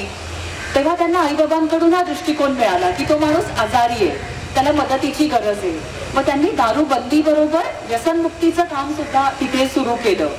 अशी खूप ठिकाणी झाली. मग पंजाबमधले लोक आम्हाला अप्रोच झाले, तेव्हा उडता पंजाब वगैरे पिक्चर आला होता. तिथे व्यसनाचं आणि विशेषतः ड्रग्सचं प्रमाण तिथे खूप आहे. आपल्याकडे महाराष्ट्रात ड्रग्स येईपर्यंत खूप ॲडल्ट्रेटेड फॉर्ममध्ये येतात, त्याच्यात अनेक गोष्टी मिक्स झालेल्या असतात. पण बॉर्डरला जे देश आहेत तिथे एकदम शुद्ध स्वरूपाचं हेरॉईन येतं की ज्याचे दुष्परिणाम पण खूप जास्ती आहेत, विड्रॉल सिम्पटम्स जास्ती आहेत. आणि पंजाबमध्ये तेव्हा कुठलंच काही नव्हतं. मग ती जी संस्था आली त्यांना आम्ही पूर्ण तयारी आणि 2-3 वर्ष हँड होल्डिंग त्यांच्याबरोबर केलं आणि आता ते त्यांचं ते चालवत आहेत. तर अशी अनेक केंद्र मुक्तांगणच्या मदतीने निर्माण होत राहिली. व्यसनांच्या बाबतीत तुम्ही जसा मगाशी उल्लेख केला तसं पुरुषांच्या बरोबरीने स्त्रिया देखील, त्यांचं प्रमाण देखील खूप वाढलंय. तर जेव्हा एखादा पुरुष व्यसनाधीन होतो आणि एखादी स्त्री व्यसनाधीन होतो तर त्याचा जो परिणाम असतो कुटुंबावरचा ह्याच्यात फरक असेल ना. तर मग ह्या स्त्रियांना जेव्हा तुम्ही व्यसनातून बाहेर पडण्यासाठी मदत करता तेव्हा त्यांचा रिस्पॉन्स कसा असतो? स्त्रियांमध्ये आधी सांगते की व्यसन का वाढायला लागलं गेल्या काही वर्षात. तर महत्वाचं कारण म्हणजे सोशल ऍक्सेप्टन्स झालेला आहे. आता समाजात हे स्वीकारलं जात आहे की बाईनी दारू प्यायली तर हरकत नाही, सिगरेट ओढली तर हरकत नाही. आणि त्यामुळे मग स्त्रियांमधलं सोशल ड्रिंकिंग वाढलं आणि मग पुढे व्यसनाधीनतेमध्ये रूपांतर होऊ शकतं. आणखीन एक कारण म्हणजे अलीकडे असं दिसतं की स्त्रियांना असं पूर्वी कसं व्हायचं की एखाद्या बाईला काही प्रॉब्लेम आहे, तिला डिप्रेशन आलंय तर ती रडून मन मोकळं करायची, बोलायची. अलीकडे असं वाटतं की मी स्ट्रॉंग आहे, मी रडता कामा नये, रडणं हे वीकनेसचं लक्षण आहे. त्यामुळे तो जो ताण आहे तो मनात साठवला जातो. जितका ताण मनात साठवला जाईल तितका त्याचा तो त्रासदायक जास्ती होतो आणि मग तो चुकीच्या मार्गाने म्हणजे व्यसन वगैरे करून त्याच्याशी सामना केला जातो. तर ही काही कारण आहेत की महिलांमध्ये ते का वाढतंय. महिलांमध्ये कसं दिसतं की एक वाहवत जाण्याची प्रवृत्ती असते. त्यामुळे सरकार काही व्यसन सुरू केलं तर त्याचं व्यसनाधीनतेमध्ये रूपांतर पण पटकन होऊ शकतं. पण त्यांना जर का व्यसनमुक्तीचा मार्ग मिळाला तर त्याच्यातही त्या लवकर त्याच्यामधून त्या व्यसनातनं त्या बाहेर लवकर पडतात. त्रास पण खूप देतात, जास्ती त्रास देतात आम्हाला विड्रॉल सिम्पटम्स आणि या सगळ्याचा, पण रिकव्हरी रेट हा जास्ती असतो महिलांमध्ये असं दिसून येतं. गेल्या 30 वर्षांमध्ये तुमच्याकडे अनेक रुग्ण आले असतील, त्यांच्यावर उपचार करून त्यांना तुम्ही त्या व्यसनातून बाहेर पडायला मदत केलीत आणि तुम्ही आता सांगितलं तसं 70% इतका सक्सेस रेट आहे. खूप लक्षात राहिलेली किंवा खूप मनात राहिलेली अशी एखादी केस असेल तर त्याच्याविषयी आम्हाला सांगाल का? खूपच असतात, म्हणजे रोजच अशा केस असतात. सुरुवातीला मी जसं सांगितलं की महादेव घारे त्यांची एक आहे, राहुलची आहे. सध्या आमच्याकडे मुक्तांगणमध्ये आमचा जो कोऑर्डिनेटर आहे दत्ता श्रीखंडे त्याचं नाव, तर दत्ता अंबरनाथचा आहे. आणि 30 वर्षापूर्वी तो एक ट्रेनमध्ये पिक पॉकेटिंग करायचा, पाकिटमार होता, कारण त्याच्या व्यसनासाठी त्याला पैसे लागायचे. आणि मग त्याला ठाणे जिल्ह्यातनं तडीपार करण्यात आलं आणि मग तो मुक्तांगणमध्ये आला. त्यांनी मुक्तांगणमध्ये तो छान राहिला, शिक्षण पूर्ण केलं. नंतर माझ्या आईने त्याचं लग्न लावून दिलं. ती आम्हीच मुलगी बघितली एका अनाथ आश्रमातली, तिला सगळं दत्ताची बॅकग्राऊंड सांगितली. त्याचं लग्न झालं आणि मला सांगायला खूप आनंद होतो की मागच्याच महिन्यामध्ये दत्ताच्या मुलाचं पण लग्न झालं, तोही आता खूप छान शिकला. तर आम्हाला हा सगळा प्रवास बघायला मिळतो की एखादा व्यसनाधीन माणूस, मग त्याचं पुनर्वसन होतं, त्याचं कुटुंबीय किंवा त्याचं कुटुंब निर्माण होतं आणि आज तो खूप छान एक यशस्वी आयुष्य जगत असतो.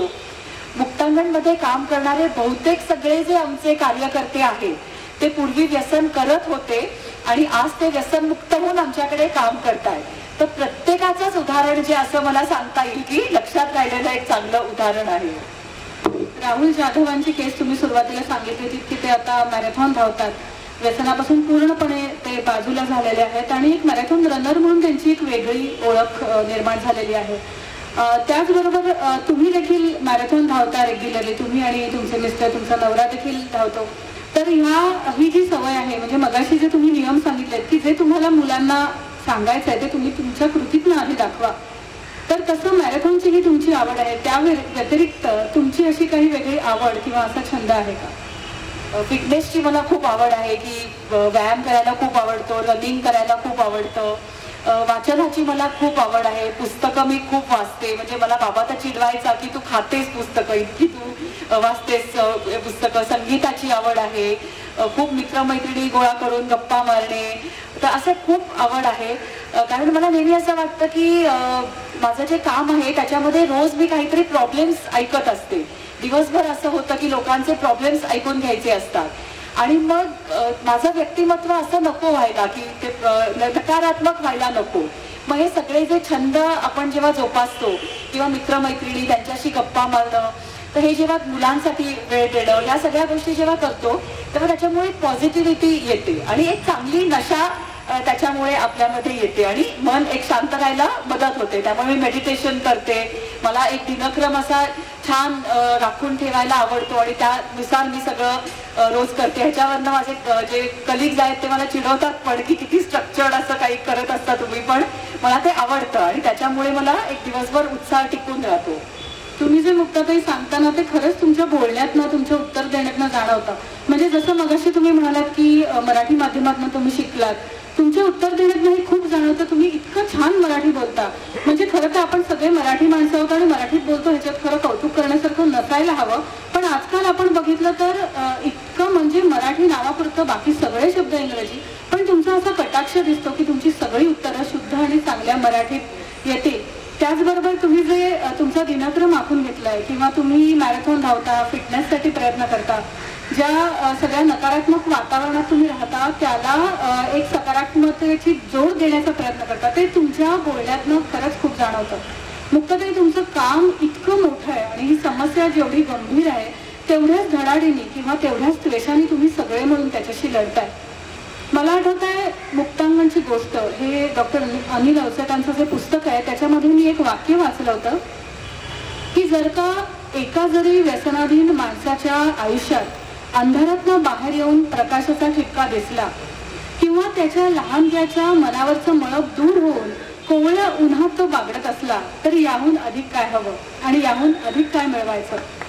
मला वाटतं गेल्या 37-38 वर्षांच्या मुक्तांगणच्या प्रवासामध्ये एक नाही अशी 30,000हून जास्ती माणसं प्रकाशाकडे गेलेत आणि आपलं आनंदाचं आणि व्यवस्थित आयुष्य जगतायत.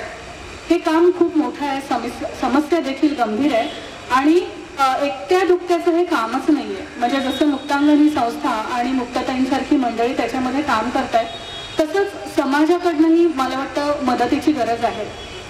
समाजाने नेमकं ह्या सगळ्या परिस्थितीशी दोन हात करताना काय करायला हवं? व्यसनाला जी प्रतिष्ठा आली आहे तर ती प्रतिष्ठा असू नये असं मला वाटतं की हा समाजाचा दृष्टिकोन दारूकडे बघण्याचा किंवा ड्रग्सकडे बघण्याचा बदलला पाहिजे. विशेषतः दारू, सिगरेट, तंबाखू हे केलं तर काही हरकत नाही. किंवा बाबा माझा सांगतो की सांगायचं की पूर्वी असं असायचं की कोणी नवीन घर बांधलं तर आम्ही कसं देवघर केलंय हे दाखवायचे आणि आता दाखवतात की आम्ही कसं पार केलाय घरामध्ये. तर ही जी प्रतिष्ठा आहे ती आपल्या सगळ्यांनी मिळून ती घालवायला पाहिजे. उलट व्यसन करणं म्हणजे चुकीचं आहे असा संदेश आपल्या वागण्यातनं दिला पाहिजे. किंवा पार्टीमध्ये आपल्याला कोणी आग्रह करतं दारू पिण्याचा तेव्हा ठामपणे नकार देता आला पाहिजे, अभिमान वाटला पाहिजे हे सांगताना की मी दारू पित नाही, मी कुठल्याही प्रकारचं व्यसन करत नाही. आपण सगळ्यांनीच हे केलं तर नक्कीच मला असं वाटतं की आपण खूप काही व्यसनमुक्तीसाठी करू शकतो. फक्त सरकारने असं करायला पाहिजे वगैरे असं न म्हणता आपण पालक म्हणून मुलांसाठी काही करू शकतो. आपल्या वागण्यातनं आपण व्यसनमुक्त राहून एक संदेश देऊ शकतो. आपण शिक्षक असू तर मुलांपर्यंत याच्या दुष्परिणामांची माहिती देऊ शकतो. असं आपण प्रत्येक जण आपापल्या परीने यासाठी काही ना काहीतरी गोष्टी करू शकतो. आज मुक्ताताईंशी बोलताना अनेक गोष्टींचा उलगडा झाला आणि आपली नेमकी या सगळ्यामध्ये काय भूमिका असू शकते हेही आपल्याला समजलंय. मला वाटतं आपण सगळ्यांनी जर का ह्या गोष्टींचा विचार केला आणि त्या आत्ता जसं म्हणाल्या तसं ज्या करिअरमध्ये प्रोफेशनमध्ये आपण असू त्यानुसार आपण जर ह्या व्यसनमुक्तीचा संदेश पोहोचवला किंवा त्यासाठी आपण त्यांनी सांगितलेले उपाय केले, त्यांचे भांडणाचे नियम सुद्धा लक्षात ठेवले आणि तरी बरं हा मंत्र सुद्धा आपण जर का अंमलात आणला तर एक खूप सकारात्मक असा समाज आपण निर्माण करू शकू. मुक्ताताई, कार्यक्रमाच्या शेवटाकडे येताना मी तुम्हाला असं सांगू इच्छिते की आज तुम्ही जे सांगितलं त्याचा मला वाटतं आमच्यापैकी प्रत्येकाच्या मनात ते अगदी थेट भिडलंय आणि त्याचा आम्ही नक्की विचार करू आणि कृतीत आणण्यासाठी देखील प्रयत्न करू. तुमच्या या सगळ्या प्रयत्नांना अशा समाजाची सुद्धा साथ मिळू दे, व्यसनाधीनतेचं प्रमाण कमी होऊ दे, त्याची जागरूकता वाढू दे आणि तुमच्या कार्याला खूप बळ मिळू दे, खूप ऊर्जा मिळू दे अशा तुम्हाला शुभेच्छा देते. आणि आपण मला वाटतं इथेच थांबूया. तुम्ही आलात आणि इतके अनुभव आम्हाला सांगितले, तितक्या मनमोकळेपणाने आमच्याशी बोललात त्याबद्दल पार्ले कट्ट्यातर्फे आणि इथे जमलेल्या सगळ्या प्रेक्षकांतर्फे, व्यक्तिशः माझ्यातर्फे देखील मी तुमचे खूप मनापासून आभार मानते. आज खूप एक छान कट्टा, एक छान विचार आणि एक छान व्यक्तिमत्वाशी आपली गाठ पडली. आपल्या कट्ट्याच्या प्रथेप्रमाणे आपल्या कट्ट्याची सांगता करत असताना वामन हरी पेठे ज्वेलर्स पुरस्कृत एक भेटवस्तू तुम्हाला आम्ही देत आहोत. डॉक्टर रोहिणी पालकर आपल्याला ते देत आहेत. कृपया त्याचा स्वीकार करावा.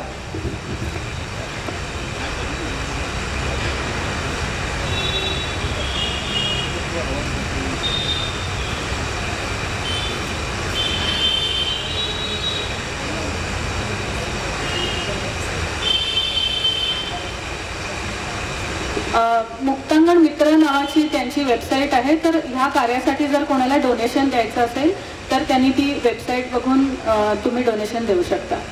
डॉक्टर अनुया पालकर.